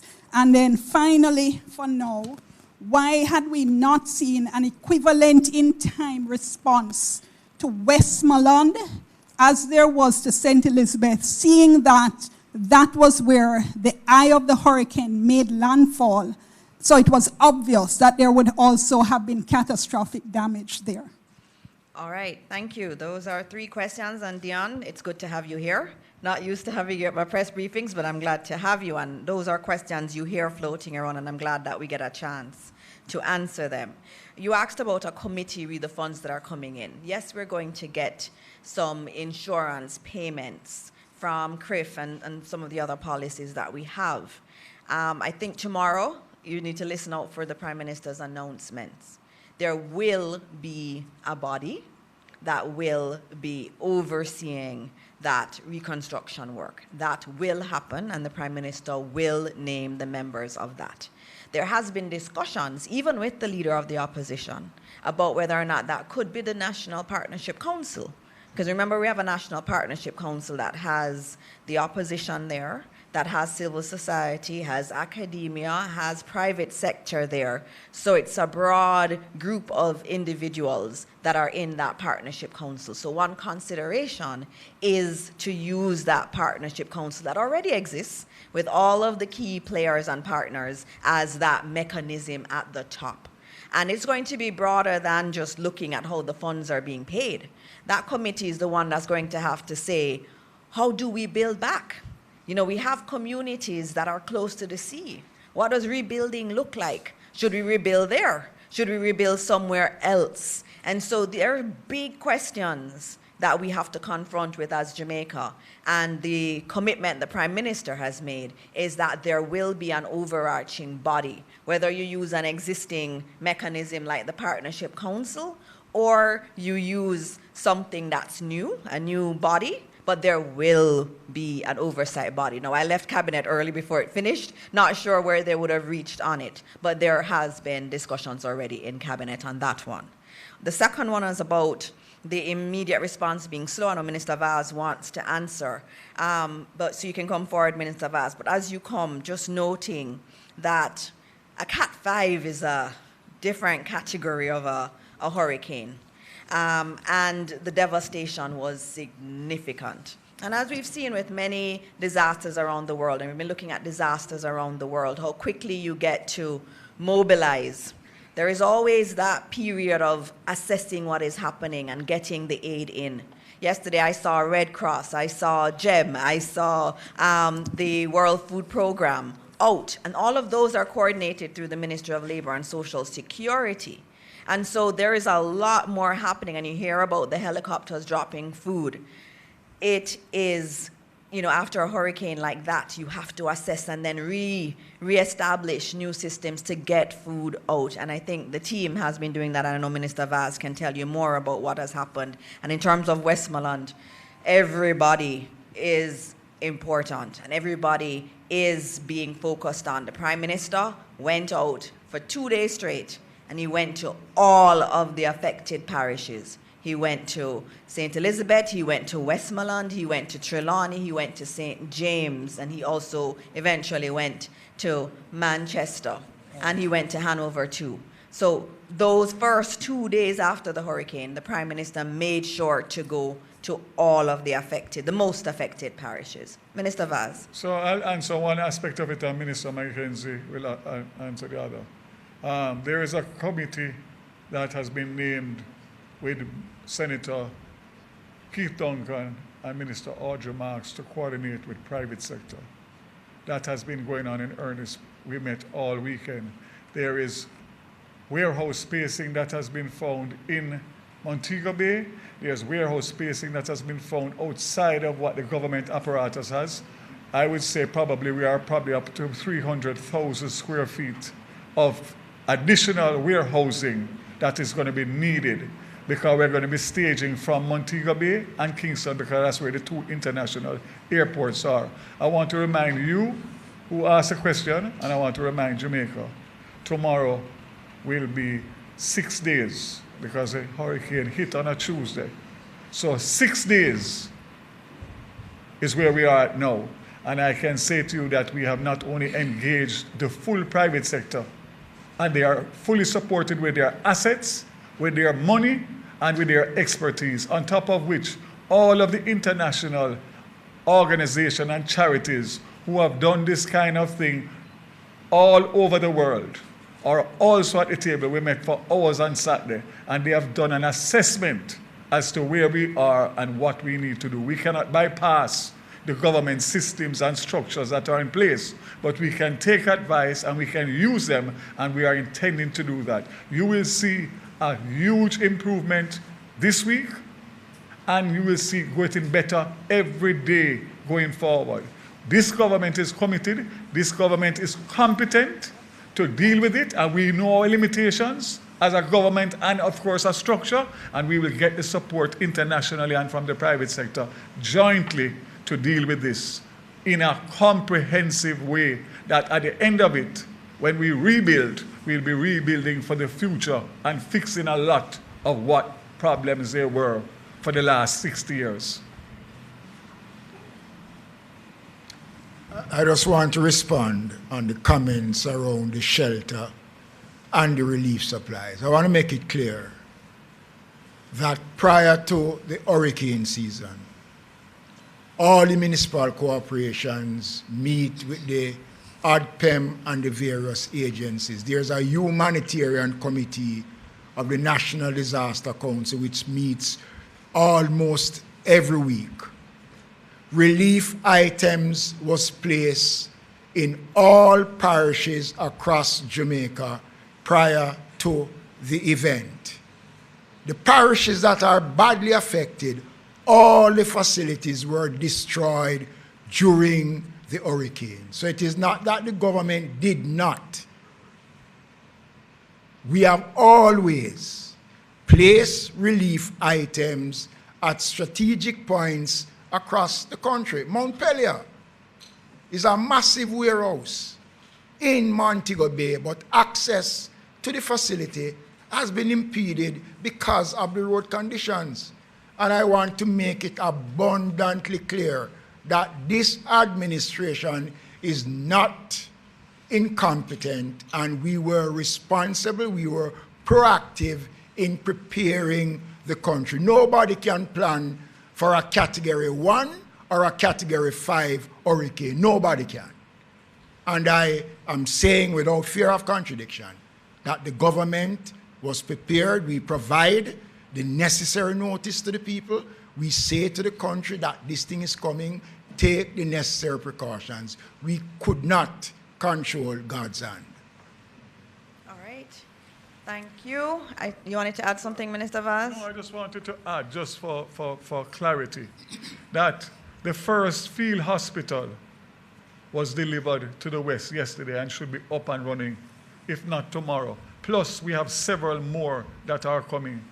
For water filtration plants, all of those are underway. We have, the world is helping us. Every country across the world and organizations, because they love Jamaica. So we have the support. What we need to do is just channel it and make sure that we maximize the efficiency of the implementation. All right. Our next question. Minister Charles wants to add something quickly to this, yes. The questions that came before. Just to indicate that the matter of disaster preparedness is something that has to be very strategic. What the Ministry of Labour and Social Security did is one of the examples where we actually, before the hurricane, worked with the JDF to move several of our items out of the warehouse up to Upper Camp to keep them safe. It's one of the reasons why, despite pre-positioning thousands of packages across the country, particularly in St. Elizabeth, Westmoreland, and others, we couldn't do all, because you have to contemplate the fact that as a Cat 5, it will actually affect your warehouse and your shelters, as it did for some of the things pre-positioned in Westmoreland, where it was so bad that we lost some of the items. So the reality is we have a very strategic approach, which includes working with our humanitarian assistance partners. We have 6 mobile storage units across the country now from the World Food Programme, another 8 on their way, which will make 14. The Food for the Poor also have massive containers that they are strategically positioning in close proximity to the areas that are greatly affected. The Ministry of Labour and Social Security and government are working also to expand our storage and to expand our production of packages. And we have pushed those out in delivery with our partners. We have right now, Minister, a compilation of perhaps more than 40,000 packages when you look on the bulk items that we have that will be available to us over the next 2 to 4 weeks. So I say that to say that it's not just quick response. We do have rapid response, but it's not just quick response. It's strategy towards long-term recovery. All right, thank you. I think the mic was right there. Okay. All right, thank you. Minister Charles, you spoke about, in your presentation, about persons who were hungry. We've heard of persons who are going 2-3 days or more without food. And obviously, the clock is ticking. And for the communities that are marooned, you mentioned 25 communities. Can you give us an appreciation of the timeline within which the government intends to take these relief packages to these persons who desperately need them? That's the first question. In terms of the oversight mechanism, my colleague spoke about a broader framework. But during the COVID pandemic, I remember the government established a special committee of parliament, and I think the people's representatives are very important in this respect. A special committee of parliament was established to provide oversight for the COVID process. So I'm wondering if, without reinventing the wheel, if the government is already considering establishing such a committee where all the stakeholders and all the persons who are involved in the relief effort could be invited to Parliament to speak to the people's representatives and to deal with questions of accountability and the spending of money and so on. And the final question would go to the Minister with responsibility for works. You have spoken extensively about the main corridors and efforts to clear those. But for the areas that are marooned, could you give us an idea as to when you'll be able to make inroads in some of those communities? Thank you very much. All right, thank you for those questions. Minister Charles, I think you're the first one, food for those that are marooned. Thank you for that question. I just want to indicate that as Minister McKenzie alluded to, one of the issues that caused and still will impact the delivery of packages is access. And so it's actually why you might have seen, I wouldn't say focus, but perhaps presence in some areas more than others, access and connectivity. That's contrary to what some may believe. Our social workers, the JDF soldiers and partners were out in every parish immediately after, even in parishes where there was no connectivity and therefore you weren't hearing as much or seeing as much. But obviously, where there is a difficulty in access that impedes the ability to move. We are using airlift. We have the ability through our 429 helicopters to do at least 12 drops and perhaps 2 drops each with the Chinooks and the Black Hawks that we have from the American partners. That's 22 drops in total in terms of airlift. On the ground, the JDF is consistent and have been working to do at least hundreds of drops in terms of packages, depending on the terrain and depending on the unique circumstances for each community that we confront. And it is different in every community, believe me. There's a myriad of situations that we have to confront. What's important is to note that we continue at this stage now to expand beyond just the immediate rapid response to the design of a very carefully calculated distribution channel, which will see us working with partners to make sure that we have consistent support, consistent delivery, consistent channels to get the food, the water, the cleaning supplies, and whatever else is needed to those persons who need it the most. All right, thank you very much for that response, and hopefully you got an answer there. The other one was about the main corridors and the Committee of Parliament. Minister Morgan, you want to come for the main corridors? Just in terms of the Committee of Parliament, as I said, I missed Cabinet, but there are many options being looked at, and obviously COVID was a great example of how we can do things going forward, and so we've actually been looking back at the COVID experience to see what worked and what maybe needed to be tweaked, and so Cabinet is discussing what's the best approach for that. Thank you very much, Dr. Morris Dixon. The first thing I want to say to answer your question is that I think we're at what, day 5 or 6? 6. We're at day 6 of the disaster. And I want to contextualize what we have done. We've been able to move significant heavy equipment from all across the island and concentrate them between St. Elizabeth and Trelawney. That if you draw a line from Ocherios all the way down to the border of Manchester and St. Elizabeth, we've been able to move front-end loaders, excavators. Not only have we been able to move them, but we have been able to get a lot of the persons who own them to give us them without even a discussion about how much you're going to be paid for it.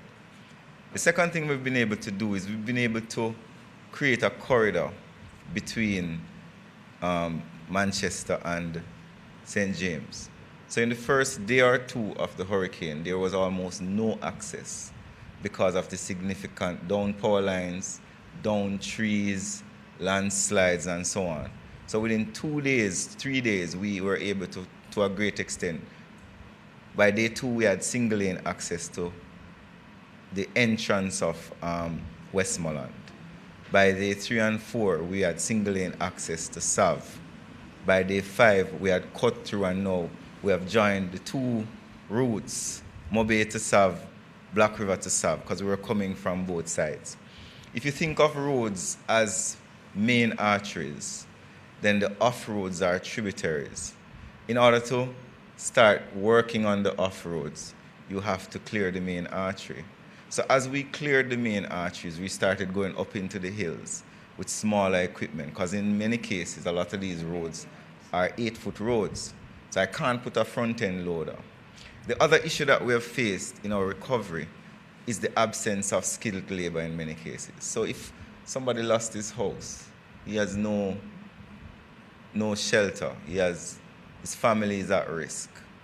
Many of those persons are going to be very unwilling to leave their family, to go on the road with a power saw, to spend 8-9 hours cutting. So one of the challenges we've had is finding people in the various locations, because most of the work is chainsaw work. So while we may have a big heavy-duty equipment, we need a lot of men with cutlasses, and we need a lot of men with chainsaws. And we've had to be importing men.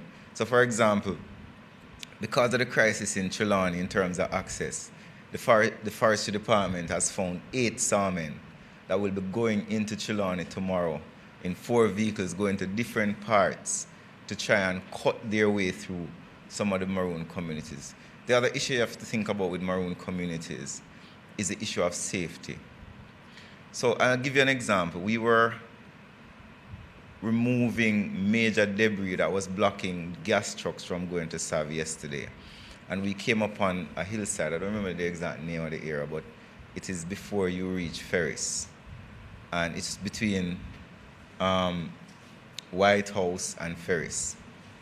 And we saw a big stump which was in the road, huge. And we had the excavator start moving it.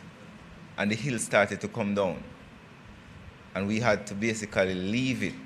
So we were trying to create 2 lanes because we only had about 8 feet or 6 feet across. A tanker trailer could not pass that. And we wanted to create a bigger avenue because it was becoming a bottleneck and creating a traffic jam. And we had to leave it because the engineers now have to come and tell us how unstable this hillside is. Because if that hillside goes, there are houses on top of it where people are living in. So the issue is not just go and clear a road, or there are landslides that we have to contend with, there are cutoffs that we have to contend with, there's labor that we have to find to go into these areas. The size of equipment is also important. But it's the work that we have to do, and our commitment to the people is that we are going to get it done. We've done a lot of work over the last 6 days in terms of getting access and allowing the recovery teams to go in, but there's still more to be done, and I'll be the first to admit to you that we have not been perfect, but we have been trying our very best with the resources we have, and as more resources come to availability, as more persons in the private sector give us the availability of their equipment, we're going to put those into the system so we can clear more roads. Thank you, Dana. Thank you. Oh. Good afternoon. Sashana Small from the Gleaner. Minister, there are reports that no official was present to receive the Venezuelan delegation that brought aid to Jamaica in the aftermath of Hurricane Melissa. Are these claims true? And if so, why was this particular delegation exempted from this standard process?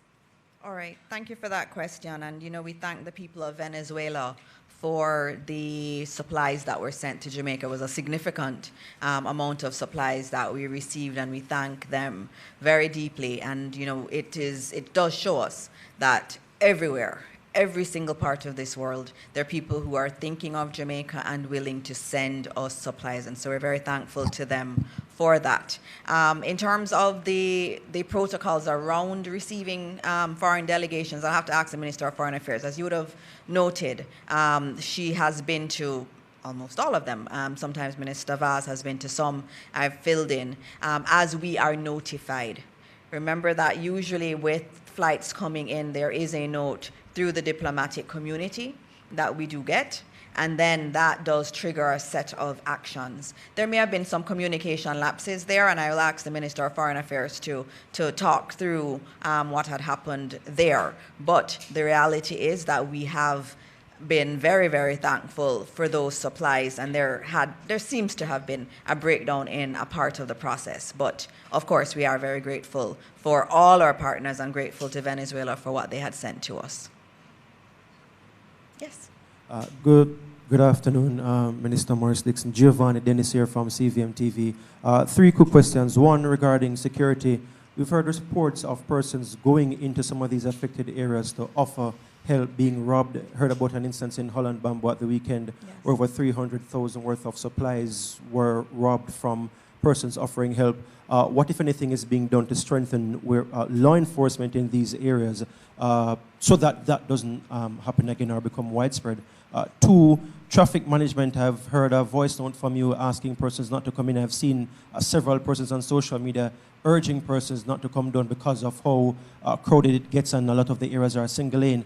But what, from a traffic management JCF perspective, now is being done to better manage the traffic coming in to some of these affected areas? Because clearly moral suasion won't necessarily do that, because people want to see their families. Yes.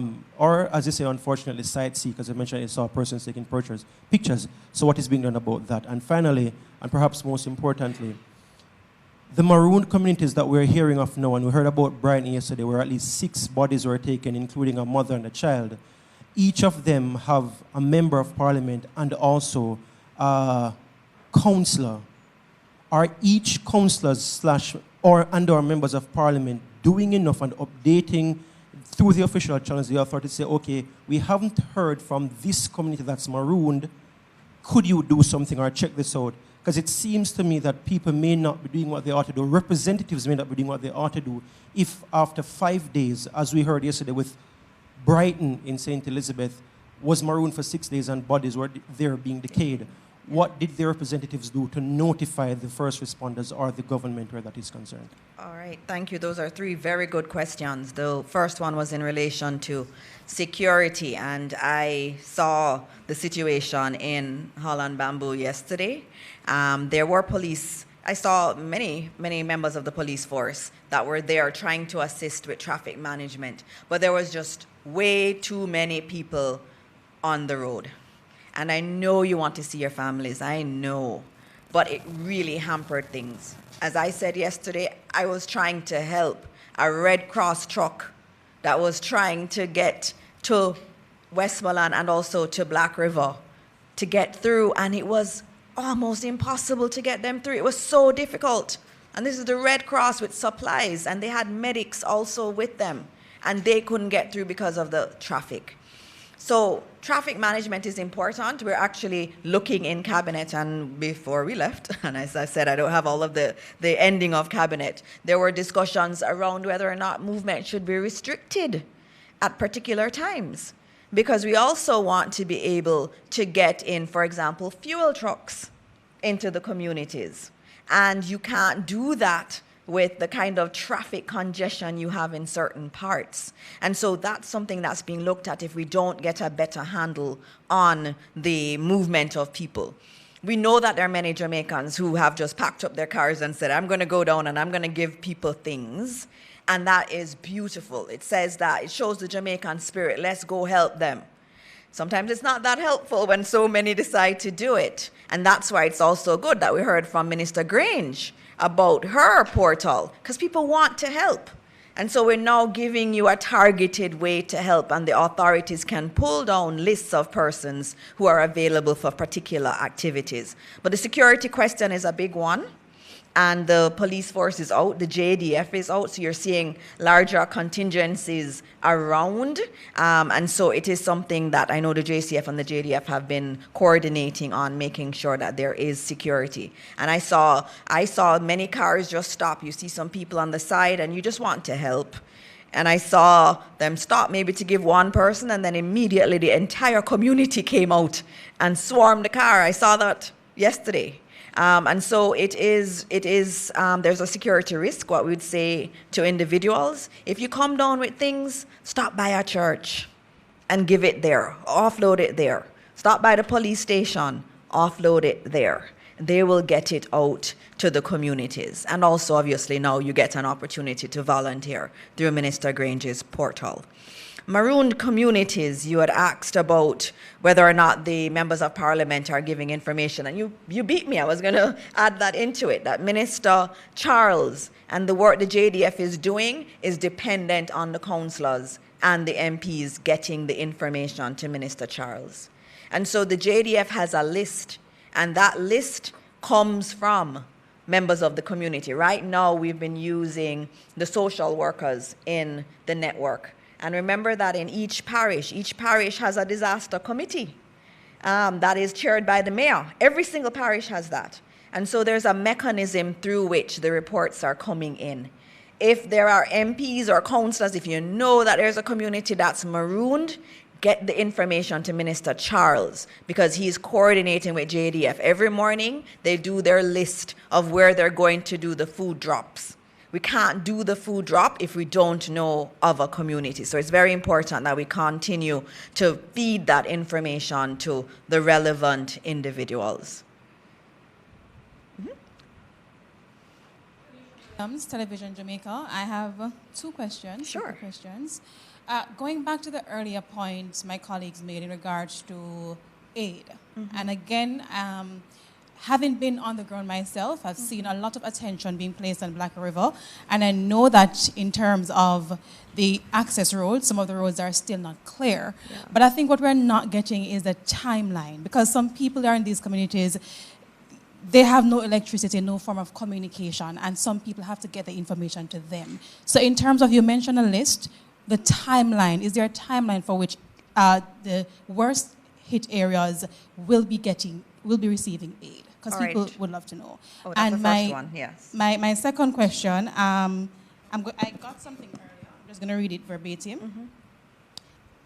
I was told that in some instances, they have to reduce the amount of packages that they can bring on with the JDF, because some of the ministers want to go down themselves to take photos for Instagram or other forms of social media. Can you confirm whether this is true or it's just propaganda? I just received that as the press conference was going on. Thank you. Okay, I'm going to start with that one, and that does not sound accurate at all, because I know that the JDF planes have been taking things and dropping them, and I know I haven't been on a helicopter. Most of us are driving. I know there were some surveillance activities that took place that the Prime Minister would have done, and that was publicly said, and I would have said where he was going each of those days. I know on the weekend he did take some things on the plane with him, on a helicopter with him, but the JDF drops are a different thing. The JDF drops, it is all JDF. And JDF goes in the morning, they liaise with Ministry of Labour and Social Security, they decide which areas they go. If they go today, they may not go tomorrow. They may go 2 days after. And so we are getting aid out to the marooned communities, and the ministers are not using the aid drop planes. That's not the case. In terms of timelines, I know that's a key question. I saw a lot of people operating, and there are a lot of entities operating to get food. The real concern, I think, in any area that's accessible, we're getting the aid in now. But It's the marooned ones, which is why we need to make sure we have every marooned community on Minister Charles's list. So JDF is doing deliveries to them. Minister. Thank you, Minister. At a time like this, we have to remain focused as a country. There are going to be many persons who will use the opportunity to divert our attention to things that are not truly relevant. But I can tell you, as one of the ministers working directly with JDF, I can tell you that every effort, every single sweat and effort is being made to get the resources to the persons who are marooned and to get every single food, water, tarpaulin, and resource to those who need it the most. There is no country, no developed country right now, no country in the world that could suffer what we have suffered and respond in 1 day or 1 week. I want to applaud the JDF, I want to applaud the JCF, the Fire Brigade, I want to applaud all of the officers and employees and volunteers. In my own ministry in Westmoreland, several of my staff members have lost their home, lost their roof, couldn't come to work. In St. James, you have Miss Loas, who stayed on the second floor and watched her car wash away. Where was she yesterday? She was at the Bogue Industrial Estate, bending down, packing packages, working with me to get back into Catherine Hall in Water Green to deliver those packages to elderly and to others, while she and her family also need. I want to give you some details. Yesterday, we went into Compton, St. Elizabeth, this is JDF, Spring Garden, Trelawney, and Darlington in a 2-in-1 mission, Shady Grove. Today, we went into Darliston in Westmoreland, West Haven in Hanover, again with airlift missions. We completed the delivery of care packages to 97 disabled children. 1 Medivac was done for 3 elderly patients with hypertension and diabetes. And we also completed more care package drop-offs in other communities, Maroontown, Adelphi, Jacksontown, Limetree. And again, as I said to you, in terms of the time, it's very difficult. I understand the question. It's a question it's a very good question, because the entire country wants to know, how fast can we do this?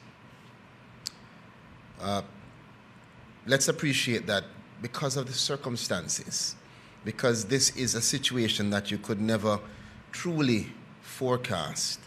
It depends on several variables, and the duration of completing a drop-off or of providing delivering packages will depend heavily on the assets, on the lift capability. I'll give you an example. Yesterday, while we wanted to do additional lifts, weather did not permit, because it is a very, very dangerous operation.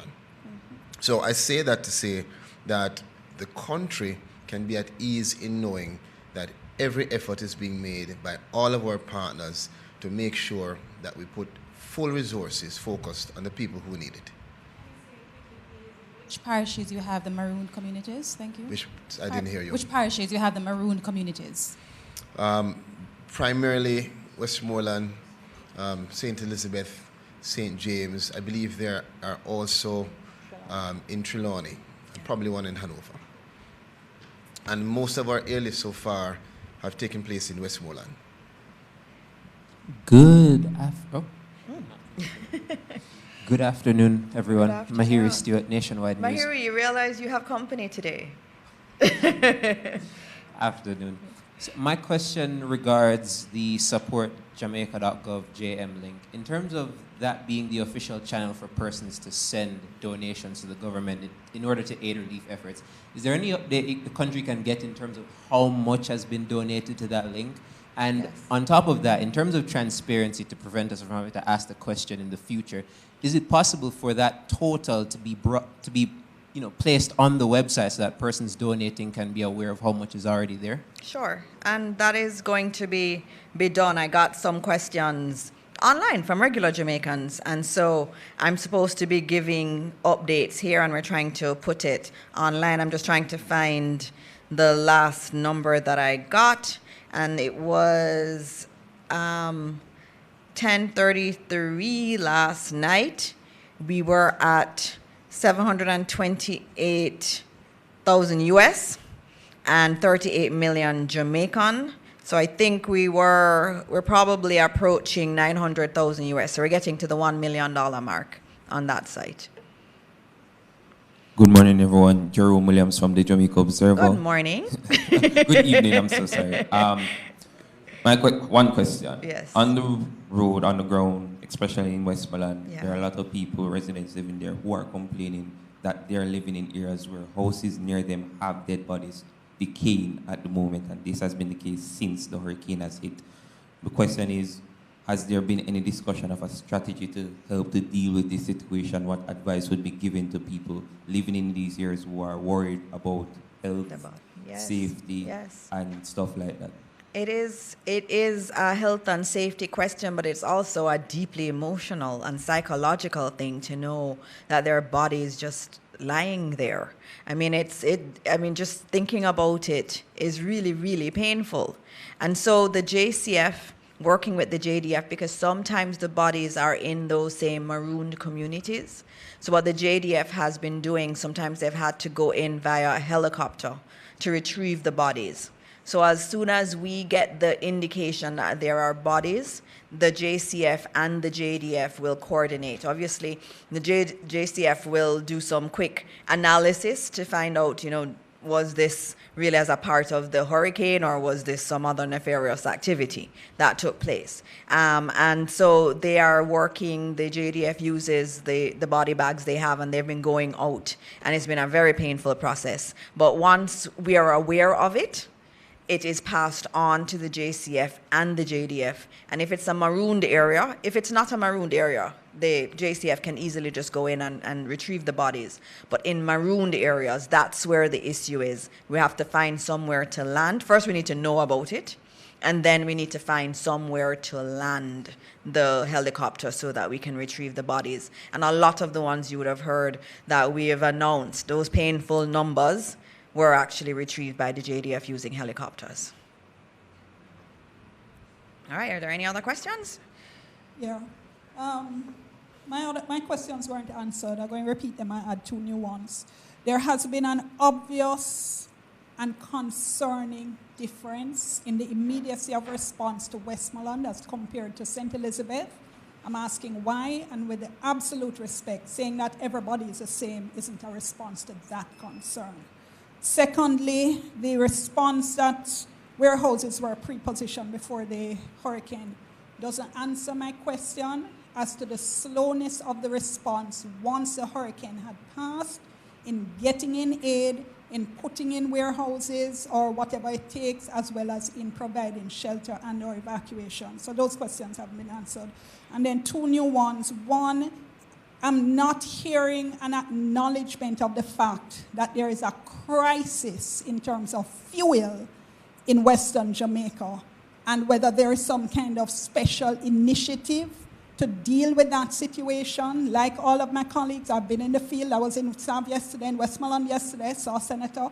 The gas stations are mobbed with individuals with containers as well as with long lines of cars. You can't get no gas until you basically reach back to Kingston. I'm not hearing a specific initiative to address that problem. And finally, I am not hearing any indication of what sounds like a bipartisan effort to deal with this issue. The government, just from looking on, seems to have almost entirely shut out the opposition, notwithstanding your comment about an informal conversation over the phone with the spokesman and education minister. We are not hearing or seeing what appears to be a bipartisan effort to deal with this crisis. All right, thank you for the questions. I'm going to start with that last one on the bipartisan effort. This has to be an all of Jamaica effort, and I think the Prime Minister has not acknowledged that. On the Saturday before the hurricane came, the Prime Minister invited the Leader of the Opposition to Jamaica House to be briefed. He was briefed by Ministry of Labor, was briefed by Evan Thompson. They got several individuals from government briefing on the preparations for the hurricane. A lot of questions were asked. Some suggestions were made in the meeting, and the government took those on board. And I think that's an important signal of intent to have the opposition be a part of the activities. I know that the leader of the opposition is in contact with the Prime Minister on a daily basis. I know that that is happening. And so this notion that we're not going to be bipartisan is not correct. We're the government. We have to do what we need to do, and we have to govern.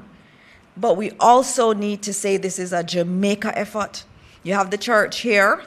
We have the opposition that we have said is going to be a part of the oversight body. We have had to be working through a lot of the MPs in order to get aid out. They're very important partners in this. Minister Charles is constantly on the phone with them. Darrell Vaz is constantly on the phone with them. So there is a channel that is open to the opposition, and the opposition is feeding into it. And so we are going to, in our rebuilding, we're going to have everybody on board. The private sector, the opposition is going to be important. And on a sectoral basis, we're going to also have to work with the opposition. And I think that is going to be very clear for everyone to see. And it's not just me, it is the entire government. You spoke about the slowness of the response, the perceived slowness. And you know, the reality is that this was a Cat 5. And I'll tell you from my experience being at ODPEM and doing the briefings every single day. Every day, the path shifted. We were expecting it to enter maybe closer to Kingston, then it shifted to maybe Clarendon, then it shifted to maybe closer to Mandeville, and then as it kept going west, we had those who were praying, oh my goodness, it looks like it's going to miss Jamaica. And then, you know, as it got closer on the morning, and remember the rain started from before, we saw where it was going to probably be parity. And we said, everybody who's in that path, you need to move out of that path. It wasn't until in the morning of the storm that we really had a clearer picture of what this hurricane was doing. This hurricane was not a normal hurricane. In terms of its movement, in terms of it just stalking Jamaica for days, it was not normal. And so it entered where we were not necessarily expecting. And if you go back and look at the reports, you will see that the path shifted quite a bit in the last day in terms of where it would enter Jamaica, and where were people even saying, maybe it's not going to hit Jamaica. And so the warehouses that were there in that path, and even if you go to the day before, even if you look at some of the models, they said Jamaica, it would weaken before it made landfall in Jamaica.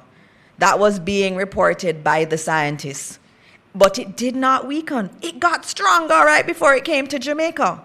So that Category 5 devastation, 185 miles an hour wind, that is really, really hard for anyone to plan for. And so the government has had to do what it can do in order to provide the support as quickly as possible. Given our terrain, we're not a flat country, we have mountains, we have rivers. And remember, this hurricane didn't just come with wind. It came with record rainfall, so we had flooding. And so the first thing we have to do in terms of getting to the communities is to open the roads. And that's what Minister Morgan's focus was on. And then after that, it was working with all of our aid agencies and partners to get them into Jamaica, to help them to support us, because they have the international expertise and goods to help us. And so we've done it as quickly as we can. Now, the marooned communities are really the big concern. And we are doing a lot now that we have all the helicopters from JDF and we have from our international partners, we are able to do more food drops than we could before. So there's a lot that has happened, and I want you to talk about fuel too. The fuel one, I'm sorry Minister Vaz had to leave because we were talking about fuel just now. Minister Vaz has been on my case about since we started clearing. The first priority of access is to create access so that we can reach vulnerable persons, meaning emergency services, whether it be ambulances, whether it be first responders, and so on. So our first priority was not to get heavy-duty tankers into Black River or getting it into Savannah Lamar. So the first priority was single-lane access so that vehicles, SUVs, so on, and people walk foot can go through. That was a very difficult task, especially going through Bamboo Avenue. I don't know if you remember, we had the JDF in there, we had the NWA in there, we had people with cutlasses, we had people intertwined. Bamboo is not something that I can just put a backhoe in and push away, because it's very difficult. So we got through Bamboo Avenue, then we went to places like Middle Quarters, where all the light poles were underground, all the trees were underground. So we had to cut through that. We had people at Black River Hospital.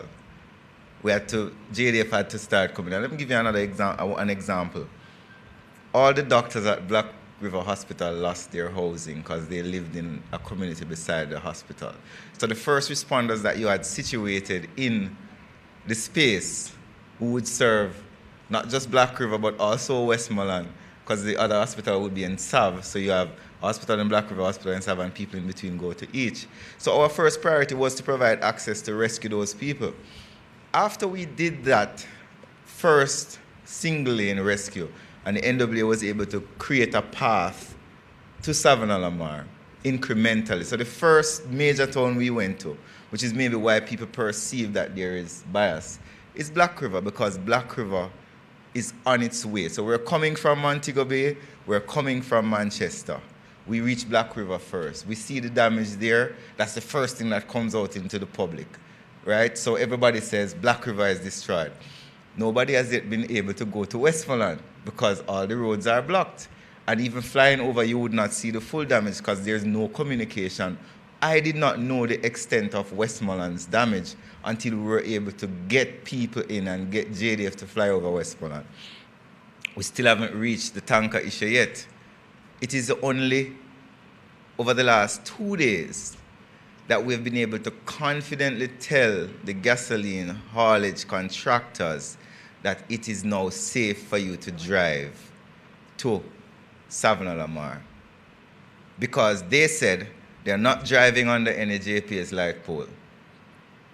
So we had to work with JPS to remove those light poles. They're not going to drive against anything that could puncture their tanks. So I went yesterday with heavy equipment behind me, not because the NWA is not doing a good job, but because I needed to be confident to convince the ministry that, listen, we can take the tankers now.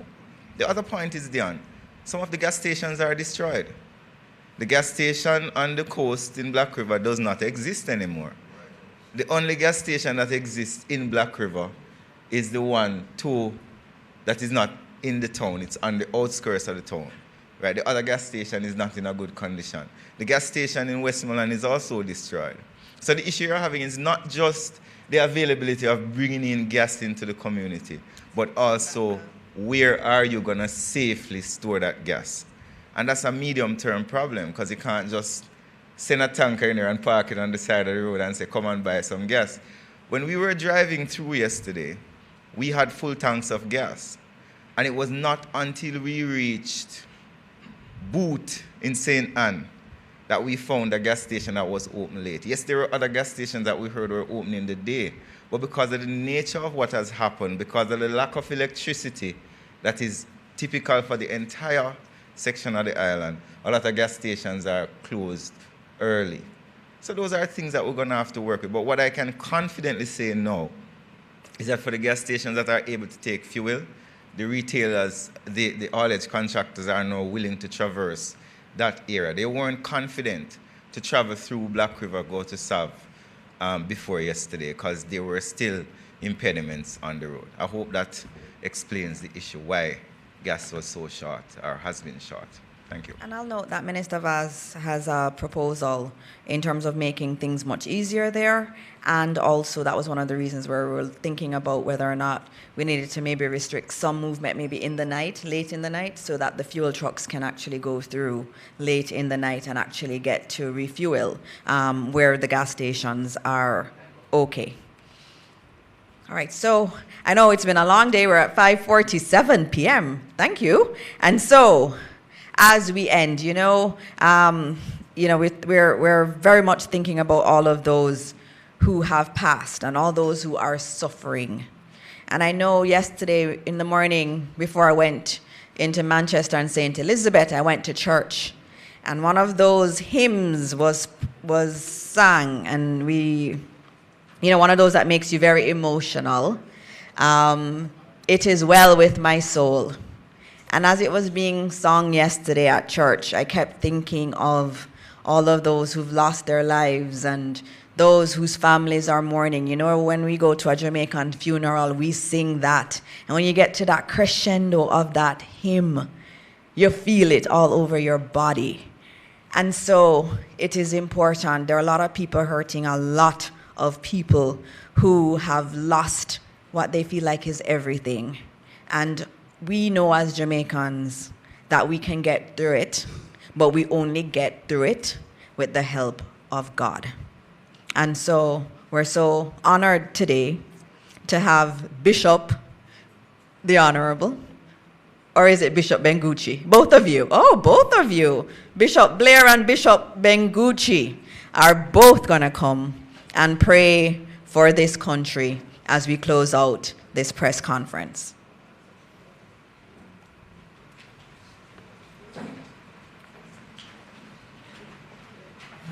Thank you very much, Minister, and good evening to everybody, or afternoon.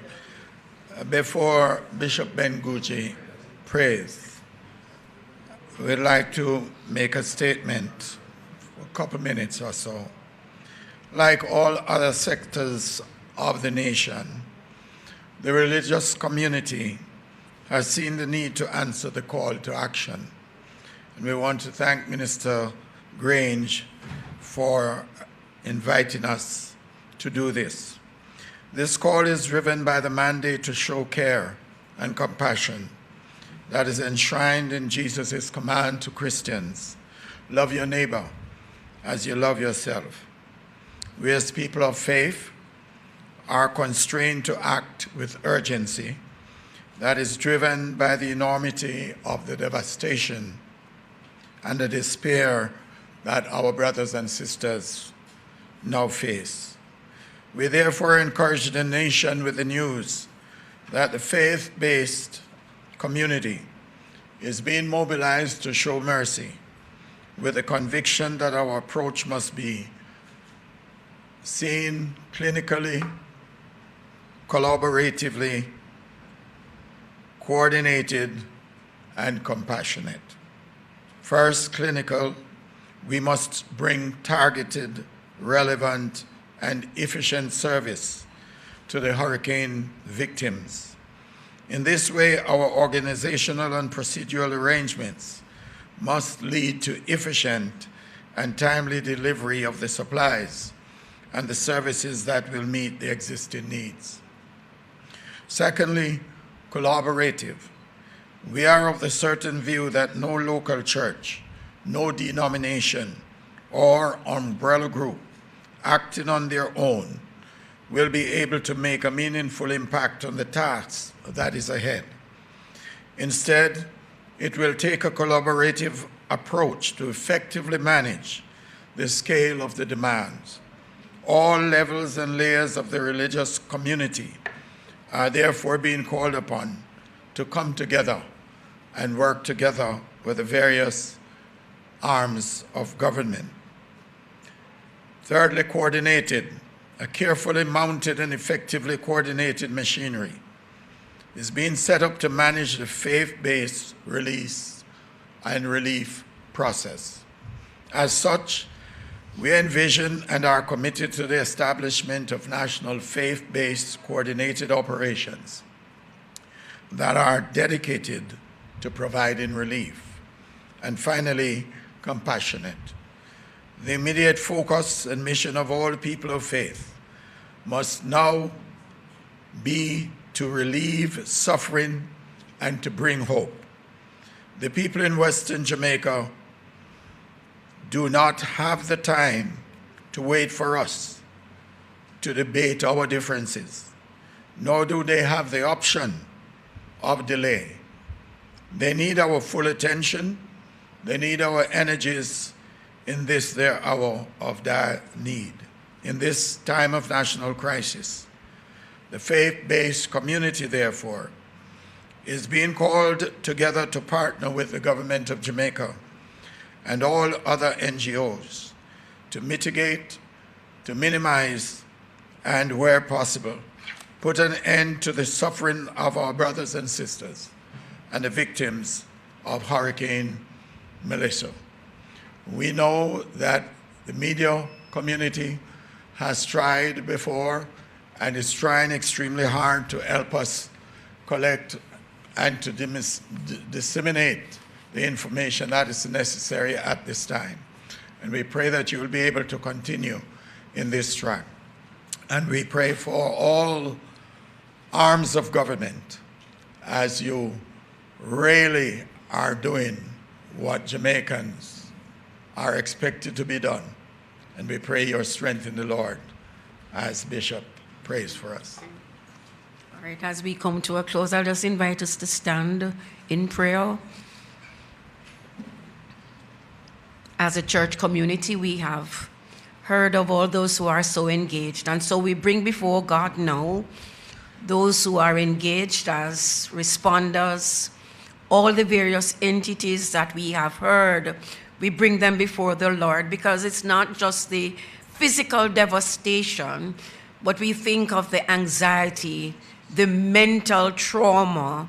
We think of the psychological situations that will arise. Even the responders themselves who have been affected and who are even engaged in the process, they themselves will need assistance, or JDF, or JCF, or fire brigade members, those who are engaged in correctional services, or health staff, they too will need psychological, they too will need persons to assist them in dealing with the psychosocial effects of this. And so, Lord God, we bring not only those who are physically affected, but Lord God, for the mental and emotional anguish that will arise from this situation, not tomorrow, but in the weeks and the months ahead, and even the years as we rebuild Jamaica, land we love. And so, Lord God, we thank you for our ministers. We thank you, Lord God, whether NGOs, opposition leader, and members, that all who are engaged, Lord God, for them, it is also not just time consuming, but Lord God, they are physically and emotionally invested in the process. And they too need, Lord God, to be held in the palm of your hands. For worried family members, Lord, we pray for a sense of calm assurance, knowing that the God who brought us through will continue to keep us. And so, Lord God, we just place ourselves into your hands. Thank you for the work of the Holy Spirit. Thank you for your presence across this nation. Thank you for those who have volunteered to be with us and carry us through, Lord. Thank you for the partnerships. And Lord God, even where there are situations of uncertainty, even, Lord God, when things did not go smoothly, help us, Lord God, not to be angry with each other or antagonistic, but to recognize this is the time for brothers and sisters to be united together in rebuilding a country that we love. So, Lord, we surrender into your hands and pray for safety and pray for protection. And for those who have not been reached, Lord, you are the way maker. So may you make a way even where there seems to be no way, so that they can be taken care of. In the name of Jesus Christ, we pray, giving you thanks, blessed Lord. And we say together, amen and amen. Thank you. Thank you. Thank you so much. There's nothing left to say after hearing prayers, and so thank you, and God bless all Jamaicans, and especially God bless those who are hurting this evening. Thank you all, and we'll see you again, not tomorrow, but on Wednesday with another press conference.